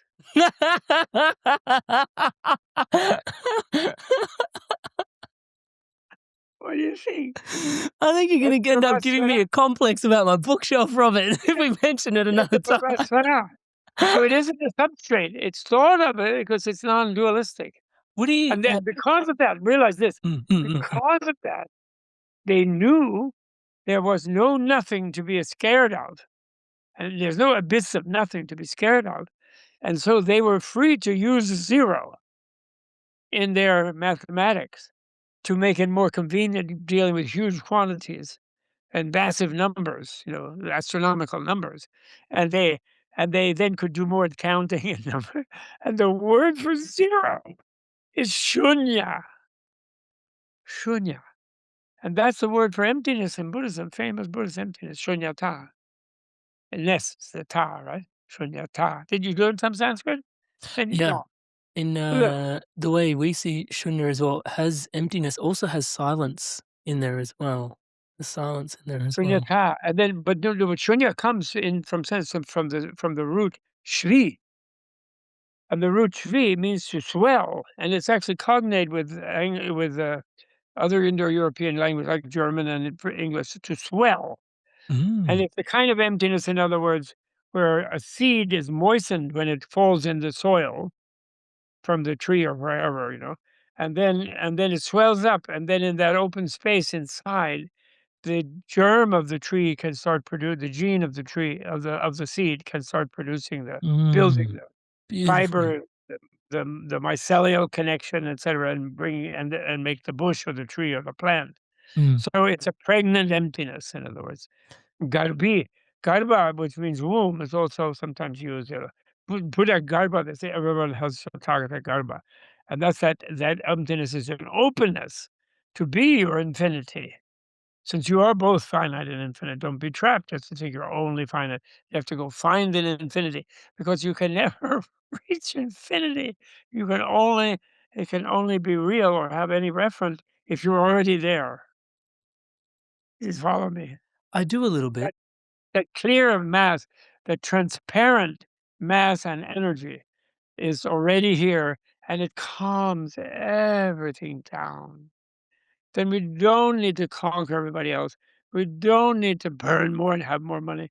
We don't need to build a pyramid and embalm ourselves in something. We don't need to download ourselves in a computer like these insane engineer at Google wants to do at Kurzweil. We're happy to die and be born in a better neighborhood with more mangoes, It's all about the with a nice mangoes. mom and dad. As a happy human, maybe some vacation in one of the desire realm heavens, go with Krishna, but you become consciously evolving. You become a conscious evolver, because you know exactly how this gesture and that gesture and this exercise and that one and this meditation and that one will shape your future. The Book of Death is infected with the dualism too, because they keep saying in the Book of Death, you remember reading it, oh, if you don't just flip out at the point of death and embrace the clear light and just love everybody and become like the Buddha, then you'll be forced to go and still look for a new incarnation and do something, and you'll be driven by your instincts and you this and that and the other. And so then you meet this Buddha and you go in his heart center and the bright light, and you go in, okay, then you'll be the clear light. Oh, but if you miss that one, then the next one. So they keep inferring that you're going to go somewhere else. So they reinforce that dualism of Theravada, which the ordinary person has, where they take our conventional dualism of yes and no, up and down, hurt or In and out. plead, In and hurt out. or plead, Yeah. and they project that reality is like that, and so can't imagine that that the two could be one. They could be in nirvana. There's an expression in one short sutra, the Heart Sutra, a very famous short sutra that all the Zen people like, where it says, "Then you succeed in nirvana," meaning your podcast is in nirvana, and yet you're very specific in the podcast, and you try to do the very best podcast you can, because why not? And in a way, it's like you're like a hologram. Like one word, one molecule in your body has in the whole universe in it. And in a way, Donald Trump, therefore, reaching 2032, Donald Trump is doing the world a great, good service, actually, because he's such an idiot that he's blowing the cover of all of these people. And I mean, he's just ridiculously evil, but he's blowing their cover because he's so completely megalomaniac. He thinks that he's going to make people worship the evil guy. He wants to put a giant Arc de Triomphe in the middle of the Washington Mall that will impede the airplanes from the local Washington Reagan, I can't stand it, they call it Reagan. But anyway, the local airport, it used to just be the Washington Airport. And they're trying to stop him because it's so big, the thing. It's going to be the Trump Arch of Triumph. He's really he really believes it because he's so crazy. He's so skitsy.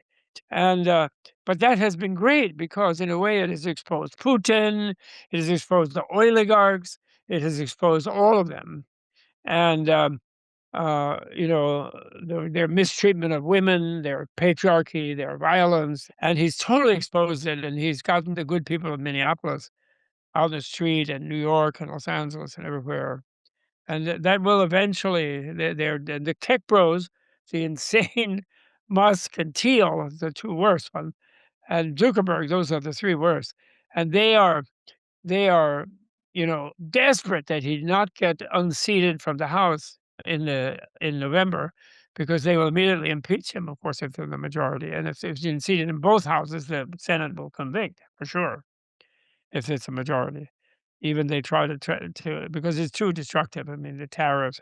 He's already cost the United States economy like trillion. All If tourism from Canada, all tourism from Europe, everybody, all the students from China, none of them want to come to this hellhole But here. most of the global currency is currently backed by the US currency in many ways. That's Well, yeah, obviously that's old still news hanging now. in there, but Yeah, but that's old news now, surely. At this point, the writing's on the wall. yeah.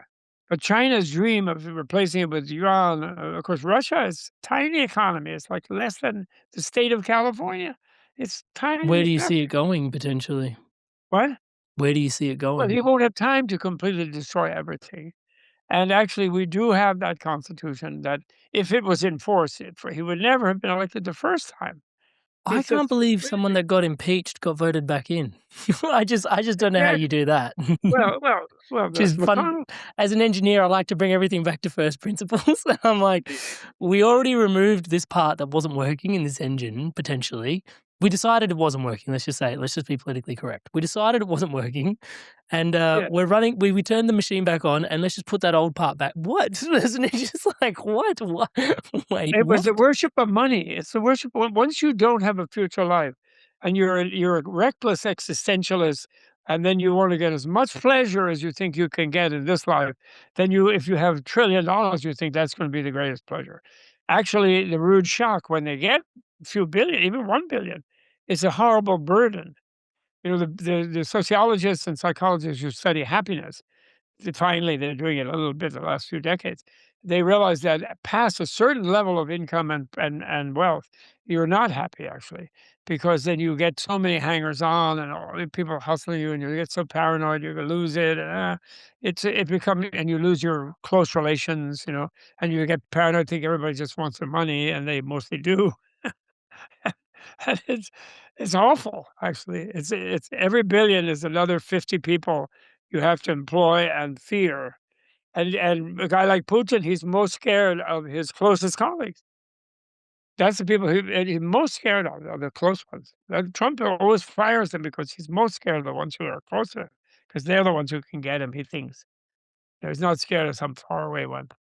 That's why he's into Talk that loyalty business. to He's people. blowing up the whole less than fully enlightened progressive system, and he's blowing it up so fast that I think in this year we'll see some breathing room. 27 will be better. Then there'll be ups and downs, and then I think by 2030s it's going to be a century of happiness on Okay. this planet. Robert, lots of people carry an anxiety and a fear around death. Yeah, there's like a Yeah. palpable fear, anxiety, Well, yeah, that they do, and then because of but they do and they don't, can you speak to us of because yeah, what's the because remedy? the nihilistic mindset And even some of the theistic ones, they've poisoned them to be like the materialistic mindset, in the sense that they say God is good in the monotheistic ones in the West. But then they say, but if you don't do what we tell you, God won't like you and you're going to go to hell, which means God is a nasty, sadistic weirdo. Even they say you go to hell for eternity. That's meaning God is worse than a Republican in America. So my point is that goodness is the rule. We are all patriarchal cultures, which are consumerist, greedy in this life, and they want everything in this life. And so therefore money becomes an object of worship. Mammon, right? The god Mammon, the old Middle Eastern god Mammon. You worship the money because you think money is big, and you know you can't buy a better future life. But if you don't think there is a future life, then who cares? So money buys you what you want in this life, you think. And so that's what enabled Trump, to the crazy person like Trump, who should have been in an asylum from a younger age, totally arrested and then in a proper rehabilitation. Of course, never mind. But he should have. That's how he was able to get such a power over everybody. He's personifying everybody's worst instincts and worst fears. He personified. And therefore they love him, because the ones who are really scared because they have such a bad attitude about others that they're sure that the rest of the universe has that bad attitude about them, and they're really scared. And then they think they take pleasure in seeing him succeed when he's obviously bad. They do. So it's kind of a weird thing where they're tricking themselves out of their misery. And my point is that fearing death is part of it, but the other part is they crave death. There's a big death wish in people, and because they're hoping to get out of their fear of life. What is much more scary is pain in life. Death is just an abstraction, and because patriarchal and authoritarian societies of the last 3,000 years on this planet have frightened people so much about their neighbor, their next enemy, their women, people of other races, other animals. Nature is red in tooth and claw. Are so scared, and then because they want people to obey them, and they say, "We'll save you. Our God will save you from this scary scene here." Yeah, he's good, but he made this world where you're really scared, and you should be, because it's a very painful world. What people should realize, what they're scared of is pain, and that is a sensible thing to be scared of. We should be scared of pain, and we should avoid it. But death is not pain. Death is just a change of instrument. And so what you should be scared of, if you have a door between two rooms, you're never scared of the door. You're scared of what might be in the next room if you don't know what it is. And if you don't know what causes it to be the way it is for you. So you can only operate by common sense. And your common sense tells you that if I have been really nasty to everybody I know this week, they are likely to be nasty to me on the weekend. I really know that. I'm gonna have to go in, "Oh, I'm sorry, dear. Oh, I didn't mean it." Ah, da, da, da, da," depending on how nasty it's been, you know? So we already know that by common sense.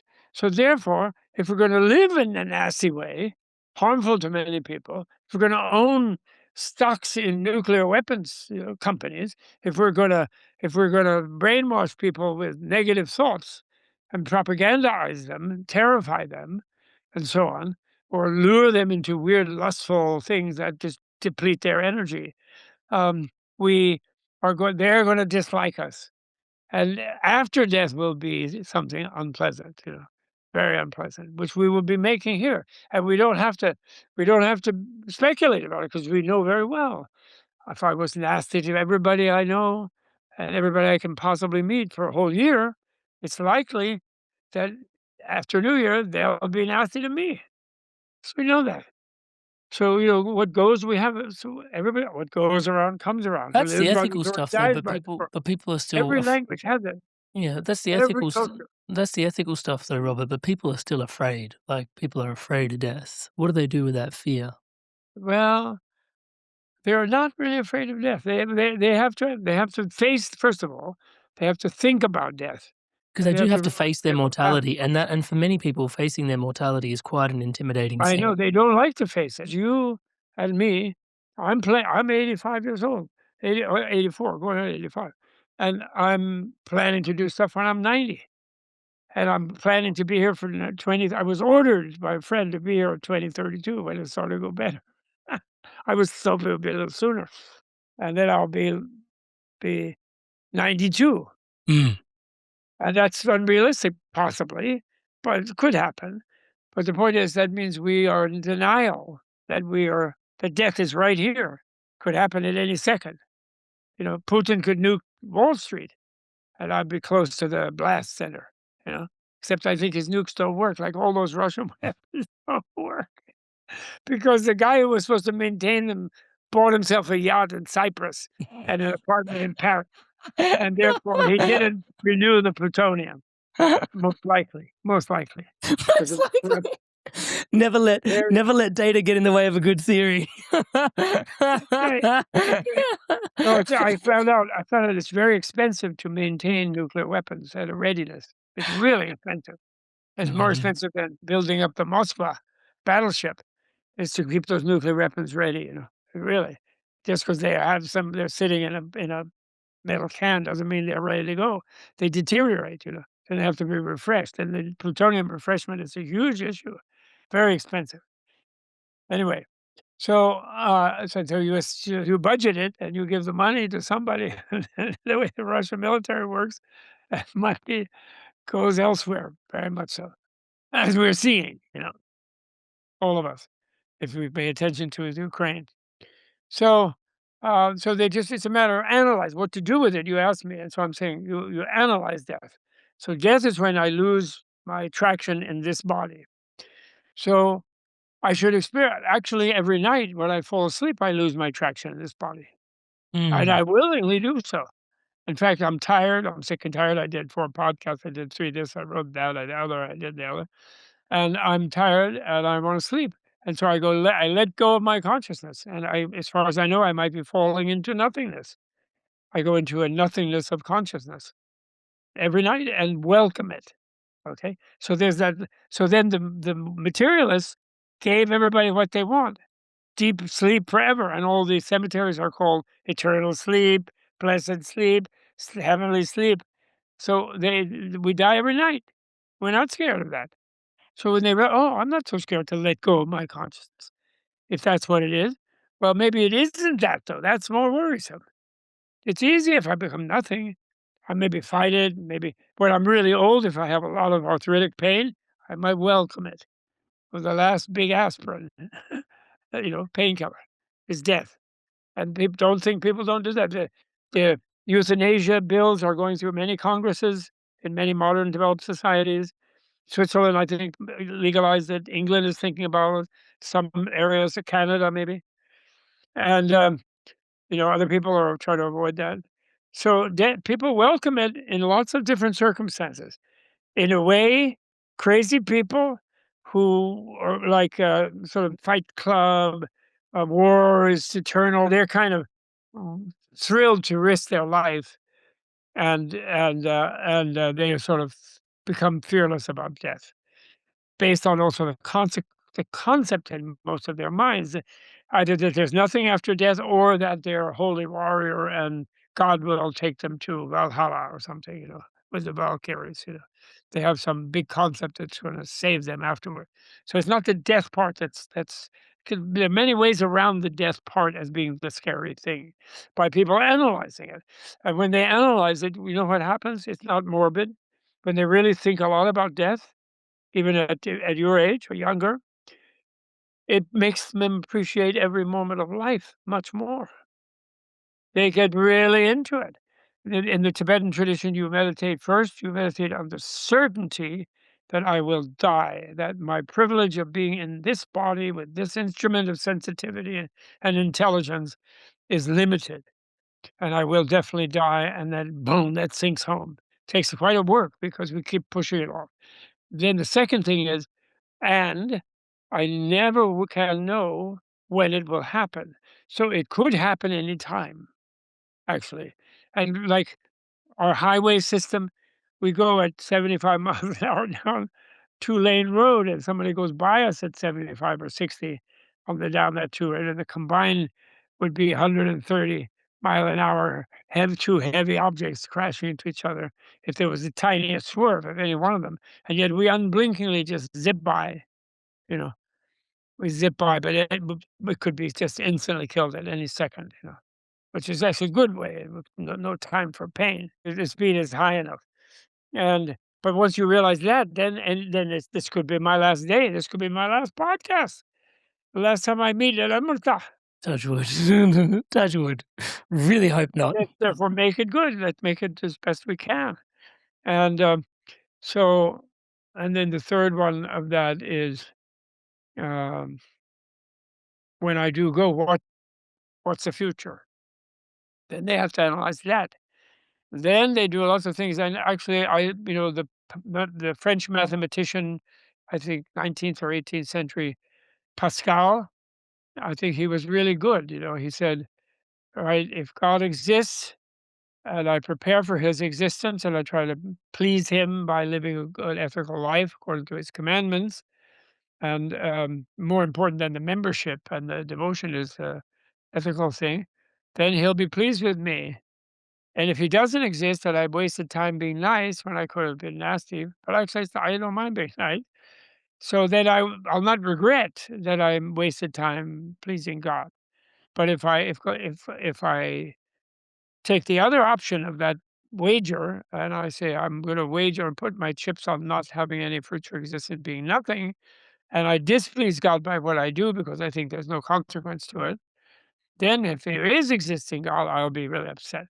So they can transfer that to karma, to inspired evolution, and say if I have no personal fruition of my evolutionary actions in this life, if I have none, then I won't regret that I did some good ones in this life, some inspired evolutionary acts of body, speech, or mind in this life. I won't regret because I won't exist. But if I do bad ones and I behave badly, thinking that there's no consequence, and then there is consequence, and death is only a doorway into another form of life. Like when you fall asleep, in a way, I have a teaching every night. I fall asleep and I become blissfully unconscious, and I'm suddenly in a dream. And if I watched nonstop horror movies on the entire waking day before, it's Yeah, highly this is where possible it that gets by night. interesting. Yeah. So I realized that I have evolved into a nightmare dream by watching nightmares all day. Mm-hmm. So I will choose not to do that. That's common sense. I'll choose to watch pleasant things and do pleasant things. So Because dealing with fear. we do see We echoes deal of with our fear dreams. like every Yeah. other obstacle. In a way, fear is not an obstacle because then we put fear where it belongs. We are afraid of pain, and we don't want to suffer horribly. So we should do everything to prevent ourselves from suffering. And part of doing that, we get to know as we become more expert at that, is helping others become free of suffering and not inflict suffering on them. And the more we do that, then the less likely are they to inflict it on us. So that's one of the measures of avoiding suffering is not creating suffering, But isn't there that and so on. common trope that people say that Buddha said life is suffering? Isn't that what they say? Yeah, they do. That was a very good one. And that's what I call Buddha's first fun fact. First fun. That's a really fun fact. Totally. And a certain meditation teacher that I have a friend who makes a big fuss about the first noble truth, as she Mhm. calls it. And of Mhm. course, that's not wrong. People with noble truth. But if you know what noble means to Buddha, when he calls it noble truth, noble doesn't mean of a high class or caste to him. Noble means to him, he revalues the word, noble to him is one who has achieved a degree of personal empathy, but they have a natural noblesse oblige, because they sort of, like Bill Clinton used to say, I feel your pain. They feel other people's pain. They have mirror neurons who could, Mm. where therefore they react to other people's pain, where they kind of feel it. So the people who there's a cognitive threshold where you get out of self-centeredness and you get more empathy, which artists often have, and good therapists, and women have to a higher degree than men, and so forth. And just in general, not everyone, and of course, and and um, and that's what he called Arya, and then what they translate as noble, because the older meaning of that had to do with the three upper castes, of course, you know, the three Arya castes, twice born, Dvija, that Mm. meant. But he revalued that, and he said, not by birth are you noble. You're noble by what you have and what your wisdom is like, and wisdom brings empathy. So so anyway, I call it a fun fact. And anyway, my friend called me and said, "How can you call the truth or suffering a fun fact?" I said, "Well, I happen to have read her biography because she's a good friend. And she, when she was young, had a very hard childhood. A crazy father and a very ill mother and difficult grandmother was reasonable, but it was very, very bad for her, she felt. And when she was in college, she heard that one of the great spiritual teachers of mankind said that it's normal people suffer." And so she said, to her, it was an epiphany where she said, "Oh, I suddenly realized other people were miserable too." And that cheered her up. So then she decided she wanted to go and study with that, and she became a meditation meditator, and then she became happier, and then she became a meditation teacher. So actually, it's happiness and it's fun. It's fun if we realize if we Yeah. don't evolve as a sentient being in our life, we will suffer. And it's normal and it's inevitable. And it's key, it's very simple. If you think you're the center of the universe, then you put yourself in a situation where no one else in the entire universe agrees with you. And not only that, they think they're the center and that you're crazy to think you are. So since you think you're different than them and you think you're more important than them, then you're automatically going to be dissatisfied in however you relate with them. They will not think you're important as you think you are. They will not care much about what you want. They will want them to care about what they want. So you will suffer. And that's all he meant. Because it gives right away, it goes with the second fun fact, which is it's manageable to get out of that. All you have to do is realize you're driven by a fundamental misknowledge, a misknowing, a misunderstanding, and an exaggeration of your own self-importance. And you think that's natural and normal, that's how you should be, but that will always produce suffering. There'll be no satisfaction in that. And even when you have a moment of happiness in that, you never really enjoy it fully. You can't really give yourself to it because you're whining into yourself inside that this is not going to last. And you're comparing it even. This was better last time, or this would be better in some other situation. And it's not measuring up for you, whatever pleasure, whatever, almost any pleasure that you have doesn't measure up because it doesn't last. So that's the suffering of change. So that's acknowledging that regular people, overly self-centered people, which are normal people, that they do have pleasure. But what you're saying is not real happiness because it's called the happy suffering of change. So that's a fun fact. The You go. biggest fun fact is nirvana is the only thing that's real. That's like saying transparency, the infinity is the really real thing. All of the finiteness has an illusory quality to it. It's the Maya.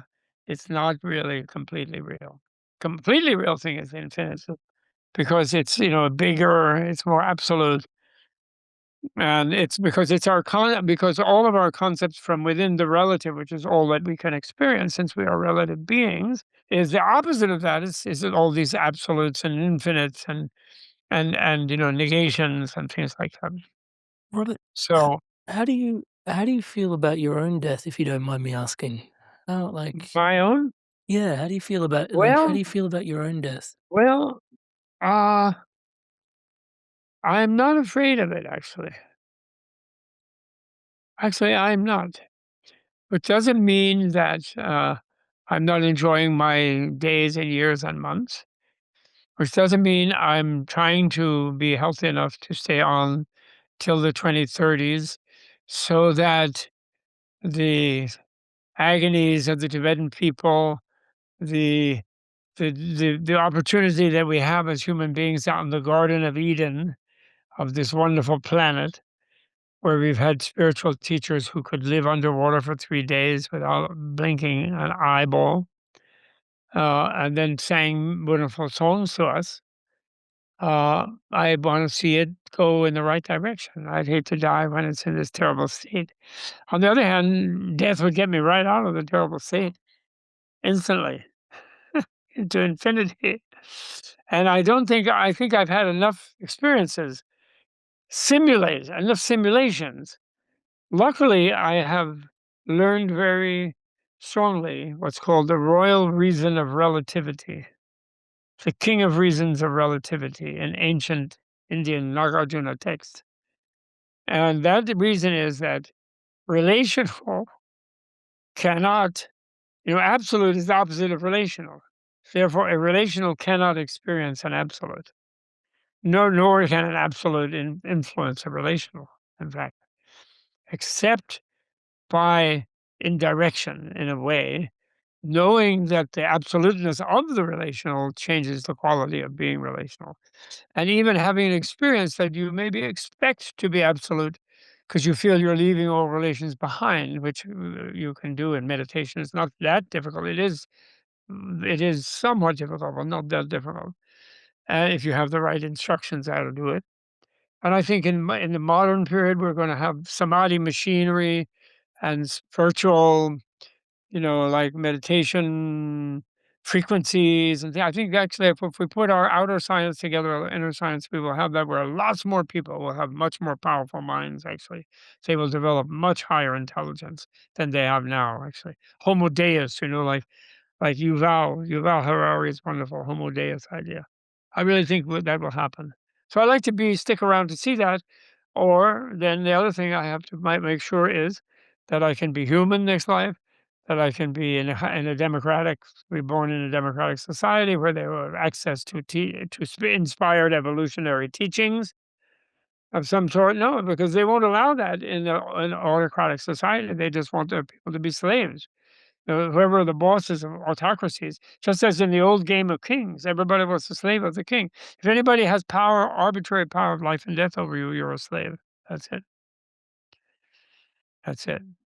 So democracies, they don't allow that. So that's why it's inevitable way for people to live and to be able to exercise their full intelligence and their full creativity.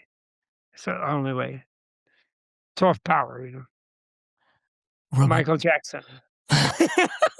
Just, you couldn't help yourself. So I was reading the Upanishads, and in the second Upanishad, there's like a series of them. They're little nuggets of, I don't know, wisdom, light, whatever you want to call them, touchwood. The second one, they speak of death as the teacher, Katha, and then he goes to see Karma. Yama is Yama, wisdom guy. Yeah, and he goes to go see Yama, and it's really interesting because there's this father who's basically he's kind of devout, and so he every year, like before his cows and cattle or whatever is about to die, he goes, "Oh, I'll offer it to God rather than slay it," So he's offering him, and he gets this son called Nashiketa, and Nashiketa comes through, and he goes, "Hey, when are you going to sacrifice something of meaning, to his dad?" And his dad's like just listening to his son meanwhile he's sacrificing, and his son keeps coming up to him over the years, and goes, "When are you going to sacrifice something of meaning, Dad?" And he goes, "I'll sacrifice you to death." And so Nashiketa goes to death. And he goes, "Many have gone before me." He volunteered. Many have gone before me, I shall go too. And so he goes and he proceeds, and he waits at death's door for 3 days. And death is away, and then death comes back after 3 days, and death hears a voice which says to Yama, when someone comes to a spiritual guest house, it's only righteous and holy to really look after them really well. And this person waited for 3 days. So then death comes to a mortal Nachiketa and goes, you have been in my house for 3 days and no, you haven't been guested on. How best can I serve you? Here are 3 boons. Ask for any 3 boons. Right. First boon, Nachiketa, being a young man, asks, hey, when I go back, make sure my dad doesn't kick my ass, yeah? I forgot what he asked. So when I get back, can we just make dad be really happy to see me? And Yama's like, yeah, I got you back, bro. You're all good. And then the second one, he asks for First of all, I forgot that. That's great. a particular light of heaven, and it's a beautiful piece. The third piece So what's the second? What's the second one? First, tell me. What's the second one? The second one is Nachiketa asks for the fire of the heavens, which Yama is connected to and through. And he asks for the wisdom of the light of fire so he could bring it back to the masses, and in a form of a puja and a prayer, they can connect to this light of fire. And then Death goes even further and says, you will have the light of this fire, but then also multiple boons I attach to this. Anyone who does this ritual 3 times beyond can go to places. Anyway, that's further beyond than what I understand in terms of places you go to. But there's so that's the second boon, and he gives it to the third boon. The third boon he asks for, and he goes, Death, I would like to know the secret of life after death. Many say there is life after death. Many say death is it. You are uniquely positioned, a giver of boons, to give me this rare insight. Death leaves, consults with it himself, comes back and says, Nachiketa, humble guest thee, release me from my vow. I cannot honor this boon. Oh, I can't grant you this boon. Gods have come before you, and they too know not the mystery of death. Nachiketa, I humbly ask, release me. Let me out of this vow, and I will grant you any vow. I'll grant you another vow that grants you any vow. But release me from this vow. Please, Nachiketa. Nachiketa goes, Death, don't folly with me, yeah? Don't folly with me. Everything else you will grant me will be pyramids and skies and castles and plains and women and all these things. But they'll be left here. They'll be left here. I want to know the secret of the other side. Very good. So then what?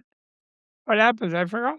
And then Death goes, Nachiketa, I have offered you everything, and you have refused it.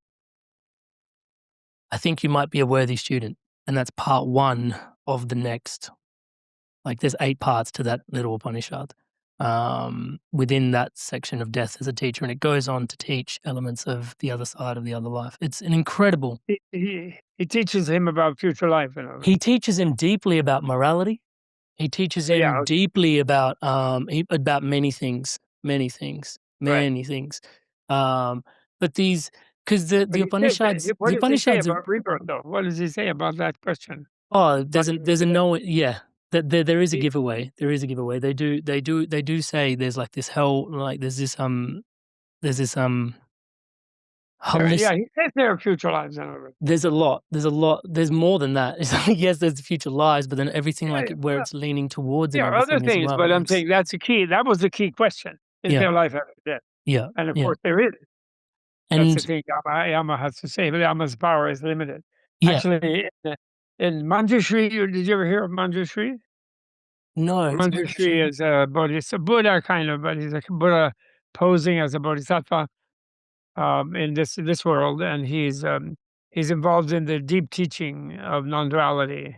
Is his thing. And Manjushri, his name Manjushri, Manju means gentle, and Shri means glory. So his name is Gentle Glory, and that's because he has Manju Gosha, which is a gentle voice. And the reason he has a gentle voice is that his way of opening the door to people's understanding of reality touches on what everybody actually really knows. So he doesn't have to be harsh in his expression, because he's appealing to the wisdom that is innate in human beings. And anyway, he takes a form called Yamantaka. Yamantaka. Which means I translate it in modern cinematic terms as the Terminator Exterminator. Terminator Exterminator. That's what I call it. Or the death of death, killer of death, or death of death. But then he and Yama become very good friends. And Yama becomes an archangel of the goodness of life in that myth, in that legend about that. So yeah, and Yamantaka, he has a mahe head, head like a mahe, like Yama is visualized in Indian Yeah. theology. And he has many other heads also, And so emptiness, and in that sense, since he is the sort of arch teacher of emptiness, of freedom, of the zero being the garba, the will, the womb of the blissful life, of infinite blissful life, of amrita, blissful life, then Yama is a key colleague of him, and Yama is showing that in the Katha Upanishad that you said. That's terrible. I haven't reread the Katha Upanishad for so long. I'm going to have to reread it. Oh, you'll love it. Thank you so much for teaching me that. Yeah, just from it. Because I'm very fond of You Yamantaka. humble me. You humble me. Yamantaka, I'm my main sort of the Leonardo figure in my scholarly life. Of the one who I feel is the greatest teacher in more recent time in Tibet is someone called Tsongkhapa, who lived 1357 to 1419, and he got enlightened in 1398 in Common Era years. I know these are just the Western Common Era years, but that's the year he was enlightened, most fully enlightened. And then he taught things, and he therefore around 1400 started a huge renaissance in Tibet and everything. And he's very close and fond of Manjushri. Luckily he had a kind of special gift where he could meet Manjushri, like angelic, like he channeled Manjushri now and then. Luckily, so I've worked on that all my life, and I really liked that. Robert, so that I would then not be up on the Katha Upanishad, not remembering even what was everything. That's really bad, and totally forget. Well, this is why we have each other, right? This is what did Ram Dass say? We're all walking each other home. Right? This is why we have each other, so we can trade stories along the way. Yeah, I don't know. You like Ram Dass? I love Ram Dass. I knew him when he was Richard Alpert. No way! Really?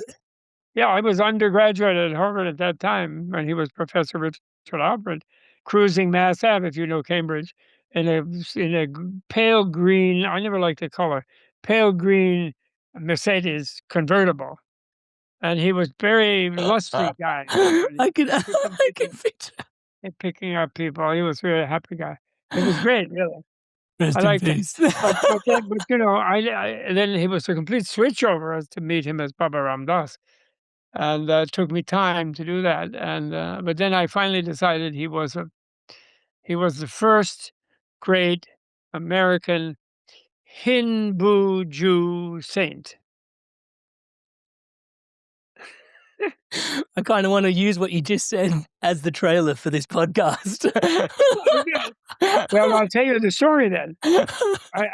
Because I had known him so long ago, we were not necessarily that close once he had his stroke and everything, and I didn't go to Hawaii often and so on.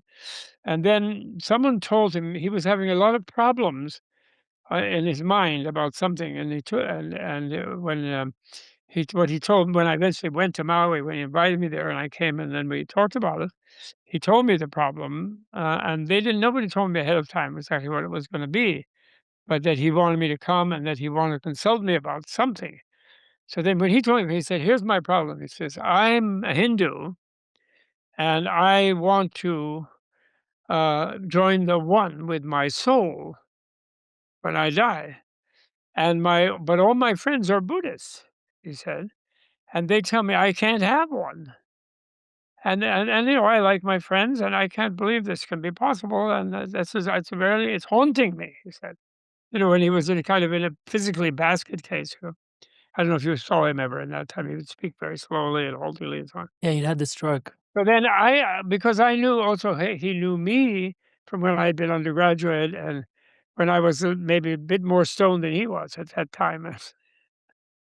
Because we knew we were not doing it in a lab. We were doing it on our motorcycle and in Joni Baez concerts in the 60s in Cambridge and so on. And so and they weren't giving it to us. They were blamed for it, but they didn't. We found had our own sources already in 1960, 61. And so I knew that I couldn't come up with some Buddhist Dharma because he was a loyal disciple of Maharaji, who was a Buddha, but he was taught in a Hindu form.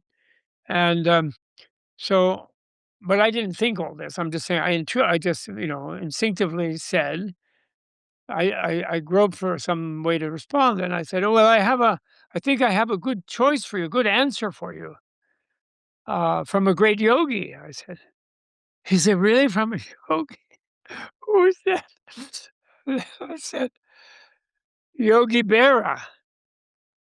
But you don't know who that is. Don't you know who Yogi Berra was? No. Yogi Berra was famous catcher in the New York Yankees. Okay. And he became the coach of the New York Yankees, very successful coach. But he was known for saying very pithy, weird things. And then, but Richard Ramdas knew very well who he was because he was a Yankee fan as a young. Although he grew up in Boston, he wasn't a Red Sox I was fan. getting a sports Yankee metaphor fan. for spiritual advice here. Yeah, he was a Yankee fan, and although he was from Massachusetts, and so then he looked really delighted, but kind of surprised, So then he said, "Well, what did he say? What's the answer to my problem?" And I said, "What he said was, when you come to a fork in the road, take it." That's Yogi Berra. That's non-duality, trans-dualistic non-duality. And he totally got it. It just clicked in his head. I think maybe because we had tripped together or something in the past.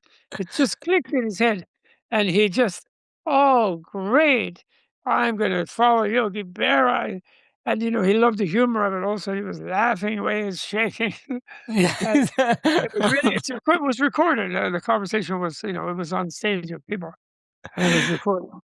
And I really loved him. And then actually, when he did die, KD was there at right away, just when he died. So I went to Maui right away. And KD is a great friend of mine. And then KD came to me at Menla. We had an event there where we were working together on stuff, Bhakti and Book of the Dead and things like that. We have a retreat center near New York City where we work. And he happened to come right away. And I swear, I don't know if KD, I actually mentioned it to him again since then, and that he wasn't clear. Maybe it wasn't that sharp in his thing. But when we prayed about Ramdas together, in one of in public with a bunch of people, we got everyone to pray. I think I choreographed it and said, let's really wish him well in the Bardo and all that. I know KD does the bhakti. He wants Krishna to do it, so he didn't choreograph it. I did, but he was doing it.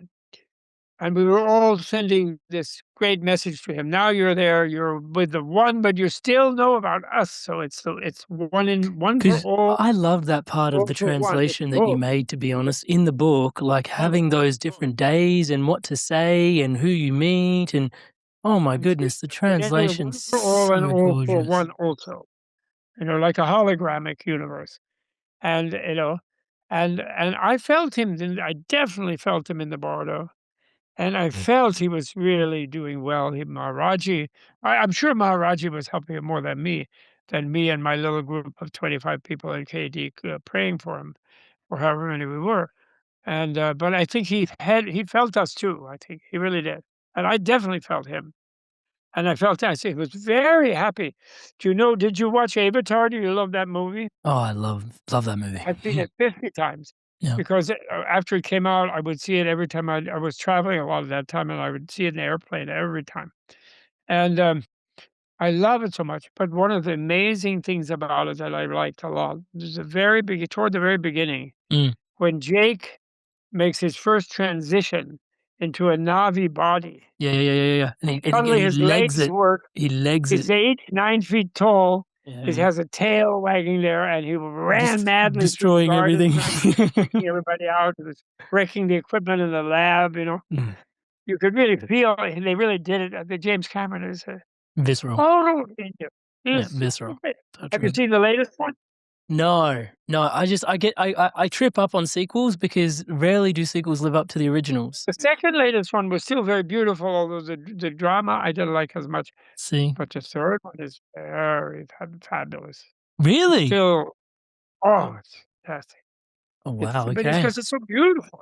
It's so beautiful. The world is so the nature people and the nature coming back and being victorious. And yes, having to like push back the violence against the bad guy that they were inflicting, but then letting them free. The ones who survived it, they Do you let think them that's a go back. connection we're trying to make within ourselves as well to like restore Yeah, they some didn't form of our exterminate. inner nature with that morality? And you think potentially Yeah, you see, considering that's life the being wrong beyond this fear. life brings a different You see, the morality? militarists try to Mm. tell you that you have to use their violence to save yourself from the fear of them doing violence to you. But actually, you don't. And you can leave them go, and their own violence just feeds back on itself. And eventually they'll learn because they're just they're nothing but, they're a Netflix program, everybody. None of them are single feature films that's over when it's over. They're all Netflix sequels. Go on and on, 80 like Chinese soap operas, they go on for 82 episodes. So, if they screw up in this life and the violence bounces back on the Putin, on the Harry Truman dropping the nuclear weapon on top of the people in their sushi store and their noodle shops who were not in old soldiers, that's people in kimonos in Hiroshima and twice in Nagasaki. You know, I'm sorry, those are really bad, uninspired evolutionary acts and such violence. And so the next, there's a next one and the next, Netflix. You develop the characters, keep developing, Yeah, life yeah. after life. Life after Many, life after many life episodes. after life. Many episodes, It'd be interesting right? if there was an avatar version of what we've been discussing today in terms of It people could be. going Why through not? a life and then coming back and then voyaging back into life and Yeah, then well, and he's then teaching voyaging that. back and then He's teaching that. Remember that guy in the first sequel? It was like a Jake Sullivan clone. I haven't seen the second one. I haven't seen the Oh, you second never one. saw it? Well, it's good. It's worth seeing. It's not as amazing as the first one, Mm. of course, because it's a sequel, but it's so nice to be back in the world, back in that world. Oh, it's amazing. There's some new elements that are very, very amazing. Yeah. Yeah. No, really, it's a whole world he's creating, and the world is teaching the opposite of what these oligarchs are doing to our planet. Because what the bad guys who keep, of course, remember at the end of the first one, the sergeant who was in that big robot, and Mm. who nastily killed the eight-legged panther Yep. and almost killed her, but then she got him with an arrow, and then she found the guy, a really great moment, and she saved him, put the breathing thing on for him, right, Mhm. for his human body, and uh, but that guy, his big speech to them before they went to invade and kill all these beautiful people was that At they'll that kill beautiful you. tree. Mm. And so you have to exterminate them because they'll kill you. So it's fear feeding on fear, and it was false because remember at the end he's sitting on the horse and he's in the Navi body and the little corporate guy, the little Stephen Miller guy, the little corporate creepy guy, who wanted all the AWA energy, he wanted that. And oh, by the way, the name of the element they were getting and they came back to the planet for, the moon for, do you remember the name of it? No. The name of it was unobtainium. Oh, yeah, that's right. That's the name of the mineral, yeah. Unobtainium. Unobtainium. And so what the world that he is I remember inducting, that. that amazing camera, he's inducting millions, if not billions of people into that world, is a world where nature is goodness itself, beauty, power, strength. It's total goodness, and it's more powerful than violence and evil. But it's not. But its greater power is not evil as evil. So, in other words, once they're no longer attacking, he lets them go back to their home planet. He let the head leaders and all those people, the ones who didn't die in the actual fight, he let them go. Remember, he has them loading up on their ship and sending them home. And of course, they come back. And they have worse when they come back because they're more prepared to deal with Awa. but not prepared enough. Thank I you so really much, like Robert. Yama, I really like Yama. And so that the Buddha's view, that's why the truth of suffering is a fun fact to understand. Oh, those are 4 fun facts, 4 friendly. And I translate instead of noble, you see, because Westerners, when they hear noble, well, they think maybe, oh, Oh, it's profound the way you unpack that. some That was baron or profound. some baron or some duke or the king of England or something, and they get all like fuzzy about it. But actually, they also think snobby and like highfalutin. Germans have a great word, hochnäsig, Hochnäsig. What does it mean? high nosed. You know, I know. It so that sounds a so bit noble. wrong. So that you don't want to choose from some snobby person. You Yeah. want to choose from a friendly person who There's is like a grace in that empathetic nobility. and Yeah, who it's a doesn't very want to different cause you nobility. harm. So Mm. that's why I think friendly is better at the moment. Later, they'll realize what Buddha meant. There's another meaning of noble. And then the fun is important because there's such a huge reputation about Buddhism. And many Buddhist teachers have traded on that because people are miserable. And they go and say, oh, yeah, he said you'd be miserable. And now you are miserable. And that's what you should be. And they just rub it in. And then they say, so meditate and you'll be fine. And again, they make themselves invaluable to the person. So they're selling something to them. But that's not good. The point is, those are if they're unenlightened. The Buddha was not as pessimistic even as Socrates, who said the unexamined life is not worth living, he said. Buddha never said the life of suffering is not worth living. He said the human life is an absolute priceless treasure because the person who has a human embodiment and a human intelligence, and especially if it's not, there could be somehow defective, but even that is still close. But the one who has is good, is full faculties, has the opportunity of becoming, of realizing their infinitude as well as their finitude, and marrying them, and being even leaning on the infinitude while being lovingly finite, and drawing from the infinitude the power of love, which is infinite as well. So that's the thing, non-dualism. That's the real non-dualism. Is that what enlightenment is, in your opinion, Robert? Absolutely, totally. I'm sure that's what it is, but not as sure as I will be when I am that. Because I don't claim it. Because why? Because my wife and children would kick me out of the house, you know? And so I will be soon. No, seriously, soon. I will. I'm not even, it could be in the Bardo before the next life. Mm, Could definitely in the next life. mm. Possibly in the Bardo, possibly at the moment of death in this life. You said, Possibly in the book without a Bardo. there's a whole That's what I'm prepara trying for. there's a whole preparation for liberation that the book invites us into with all these practices. But in certain passages, it also says that liberation is inevitable as well. So then, does it make the ritual kind of pointless? But is No. liberation Why inevitable? why is it inevitable? Yes. Because you have an infinite future. Since you have an infinite future, you're likely finally to get bored, and therefore, you will do all the right things and you will do inspired evolution, and you will become enlightened inevitably because this is so much time. How There's can so you say much stuff. anything is possible in infinity? And then probably you might discover at some point that, well, also infinite non-enlightenment could also be possible since anything is possible.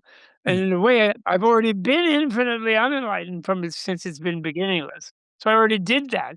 So I might as well try to exert myself to evolve in an inspired way and follow Yama's teaching in the Katha Upanishad, mm, Yama's Buddha teaching, and not Buddhist. I didn't say Buddha, Buddha teaching, mm, enlightened mm, teaching, and the Upanishad. Follow that, and be really good to everyone, mm. and to myself, and to everyone else. And that goes to the old English proverb: Yeah. Buddha I'm sorry. is as Buddha does. Buddha is as Buddha does. Thank Yeah. you so much. Yeah. Really, I appreciate it. Thank you so much. Todd, what a bonus to hear about the Katha Upanishad. That's maybe why it's blocked me. I didn't remember what it was. You Oh. really helped me there. I just felt that given some of the research that I had done prior to coming into the podcast, I might just take a moment, if that's okay. We'll add this as a, what do you call it? An appendix to the episode. Here we go. There was just some key things we did discuss in the podcast around Tibet. And I just think I would love to take a moment just to bring us into what Robert shares about Tibet. The things that left a deep impression on me whilst I was studying for this podcast was Tibet, like really the context of where, all of this wisdom comes from, that Indo-Tibetan region, and the characteristics of the landscape of Tibet as well, and how that informed this type of wisdom to emerge in the world the way it does, and the inner psychonaut journey, basically, that people have been taking for hundreds of years. I think in the West, people are starting to travel to South America, explore their inner terrains, stuff like this. But the word psychonaut actually, aptly describes work that's been going on for generations in these spaces. So that I found really profound. Just thinking about Tibet. And I did feel quite bad, like in terms of, just this the fact that China and Tibet were together, and then because of trade routes with England. Anyway, we went into this in the podcast, and how, Tibet is now no longer identified as Tibet. It was actually quite a spiritually advanced civilization that chose to demilitarize. Yeah. And then, but still now at this moment in time, it's like, it's not identified as a country around the world because it doesn't have a military. Wow. Okay. So interesting. Yeah. So I found that a really interesting point in research for this podcast. Lots of people have lost their lives fighting for freedom in Tibet. It's like not just something to have in your awareness, it's something to be mindful of. There's actually a lot underneath what I've just said that lives there. So I found that really interesting. And then the other part of when people come into the work around the Tibetan Book of the Dead and Dying, it's really deep, because there's this moment of death, which is actually given, like, everybody's going to live a life. And the moment of death is given this significant priority for one to recognize, even if we don't contemplate death. It was like the moment of death, there's like a whole parts to the book, right? But that moment of death is really important, because contemplating that, right, is the preparation that you're leading into that moment for enlightenment. Yeah, because you may or may not get enlightened during your life, apparently, touch wood. But the theory is that at the moment of death, you will be liberated, you will be enlightened. And that's the true title of the book. It's the Book of Liberation, or something to that effect. It's all about liberation, boundedness and unboundedness, boundedness and unboundedness, life, no life, life, no life. So it's a really deep read. Like, please don't take anything that I'm covering here to even come close to like a tenth or a 50th of this is an ancient text, yeah. So please, highly recommend you go read it. Robert's translation, I really enjoyed.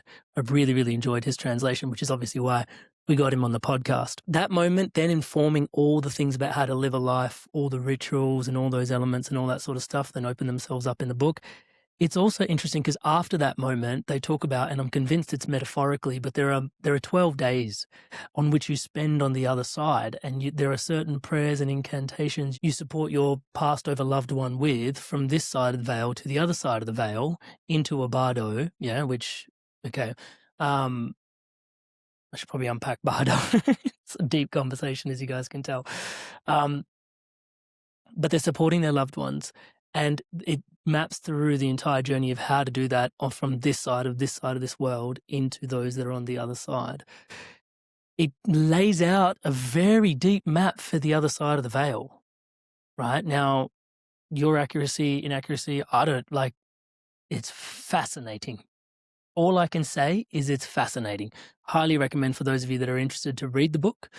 I would love to have a chat to you about it. As you can tell, this is me opening it up to you guys. It's really interesting to consider how well they've mapped that out. So the idea is, in Tibet, there was this place where people were diving deep into their inner fears, their inner work, looking at the inner psychonaut journey, the preparation of death, working on the hard problem of consciousness, as scientists call it, going inner and inner and inner. And in the West, we've been going outer and outer and outer and outer, right? Exploring outer space. In the East, it's like inner space.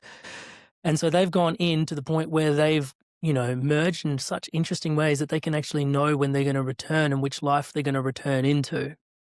Yeah, and then, they're returning to the temples in which they came from, is what I'm imagining and the book is implying, right? And so then they come back to these lives where they're near or in the same town or village or in the whereabouts of where they're going to be the next, I don't know what the priest or whatever you want to call that is. Rinpoche, I don't want to use the wrong word. But yeah, the next priest. Yeah. And so that he comes incarnate into a family in that area, they come, they sync up, and it's like, oh, actually, this is that person. And, you know, he gets trained to be the person that was last lifetime and is continuing the work. It's continuing the work. And it's not just one guy doing this in this one place, apparently. Yeah. It's a society like this. Tibet.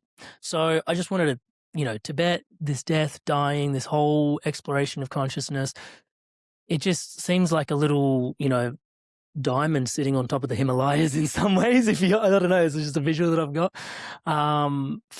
Just for this illumination through death and darkness, a little bit. But they've been through a lot recently, and continue to do so. So I don't know. I just felt compelled to bring that to your awareness. I think there's a platform here, Touchwood. There's an opportunity to talk about some important things. So yeah, there's that element there. And then, my God, the conversation around the other side. One of the topics I wanted to quickly mention with you guys is there are 6 Bardos. And I've heard spiritual teachers talking about Bardos. It was really beautifully translated to really understand between. Yeah, like the Bardo means between. And so it's an interesting word and it's an interesting translation.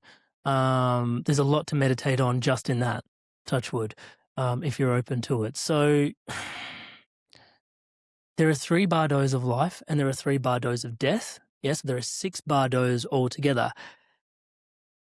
They sound like places, they sound like states, but it's interesting that they're all the in-betweens. It's almost like these are the places that you dock potentially whilst you're on voyage. I don't know. But they call them the Bardos. Yeah, so they're the in-betweens. Let's talk about the ones of the life really quickly so you get an idea of where we're going. But then, you know, the death, obviously you can read the book, but there's the Bardo of birth and life. Yeah. Between birth and being between death, you're actually kind of in an in-between now. Yeah.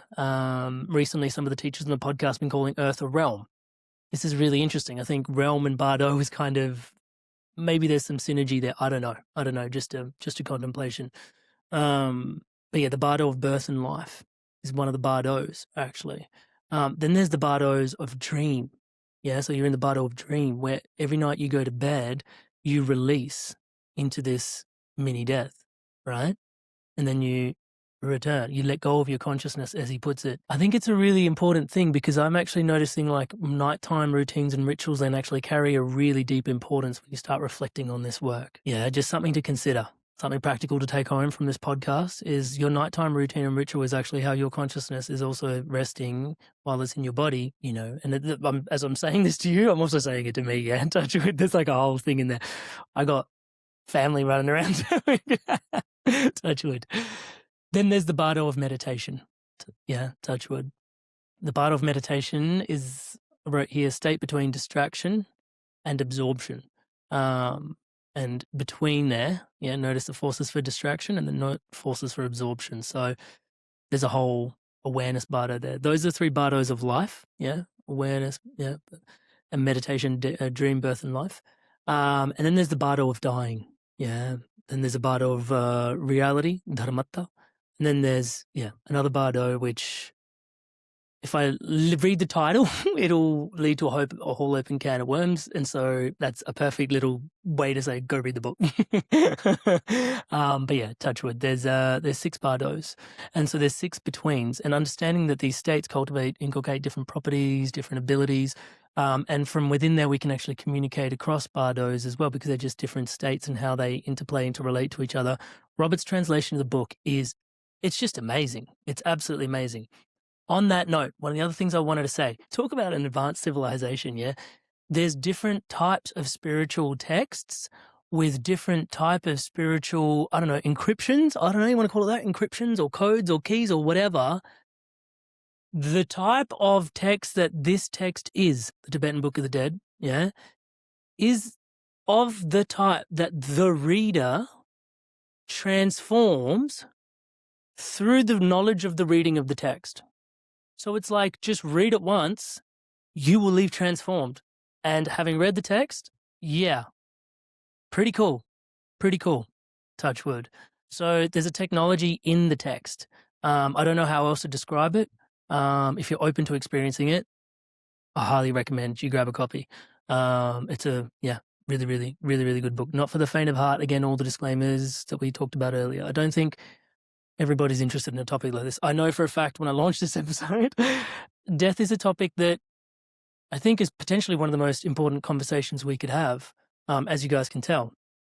But it won't perform on the channel. And that's so interesting to see that there's not an audience for this type of conversation. But I'd like to think the smaller subset of the audience that is listening to this conversation, it might just be a matter of breadth over depth. Yeah, some people just like to go deeper. And I ask questions of Robert, like how he feels about his death. Like, why do so many people fear death? And how to work with that fear. Touch wood. So we do go to some very practical, useful places in this podcast.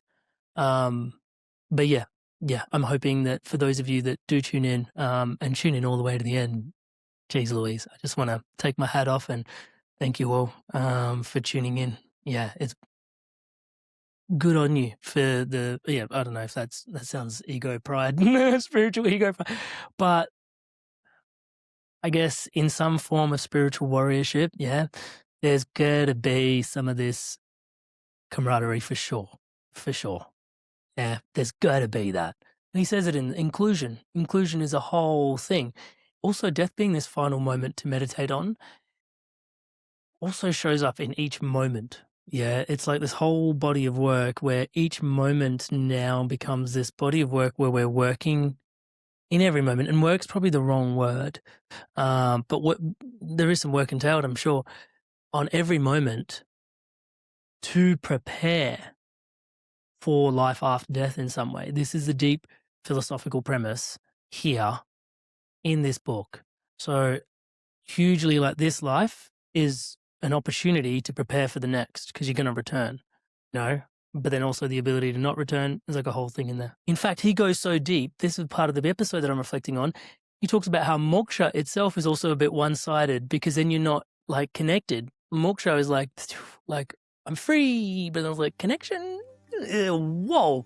Dude, this is a great podcast. You inspired soul. You made it through to the end of another really incredible episode. Thank you so much for your inspirations to evolve. It is such an honor to be your brother, walking this path by your side. Thank you so much for your blessings, and to all of you that are subscribed to this channel. It costs you absolutely nothing. It's completely free, but just below, when I'm saying the word subscribe, the button below is lighting up in the colors of the inspired evolution. If you click that subscribe button, hit the bell notification icon, join the community, join the movement. Costs nothing, absolutely free, but it powers and empowers everything that we're doing here, inviting guests like this on every week.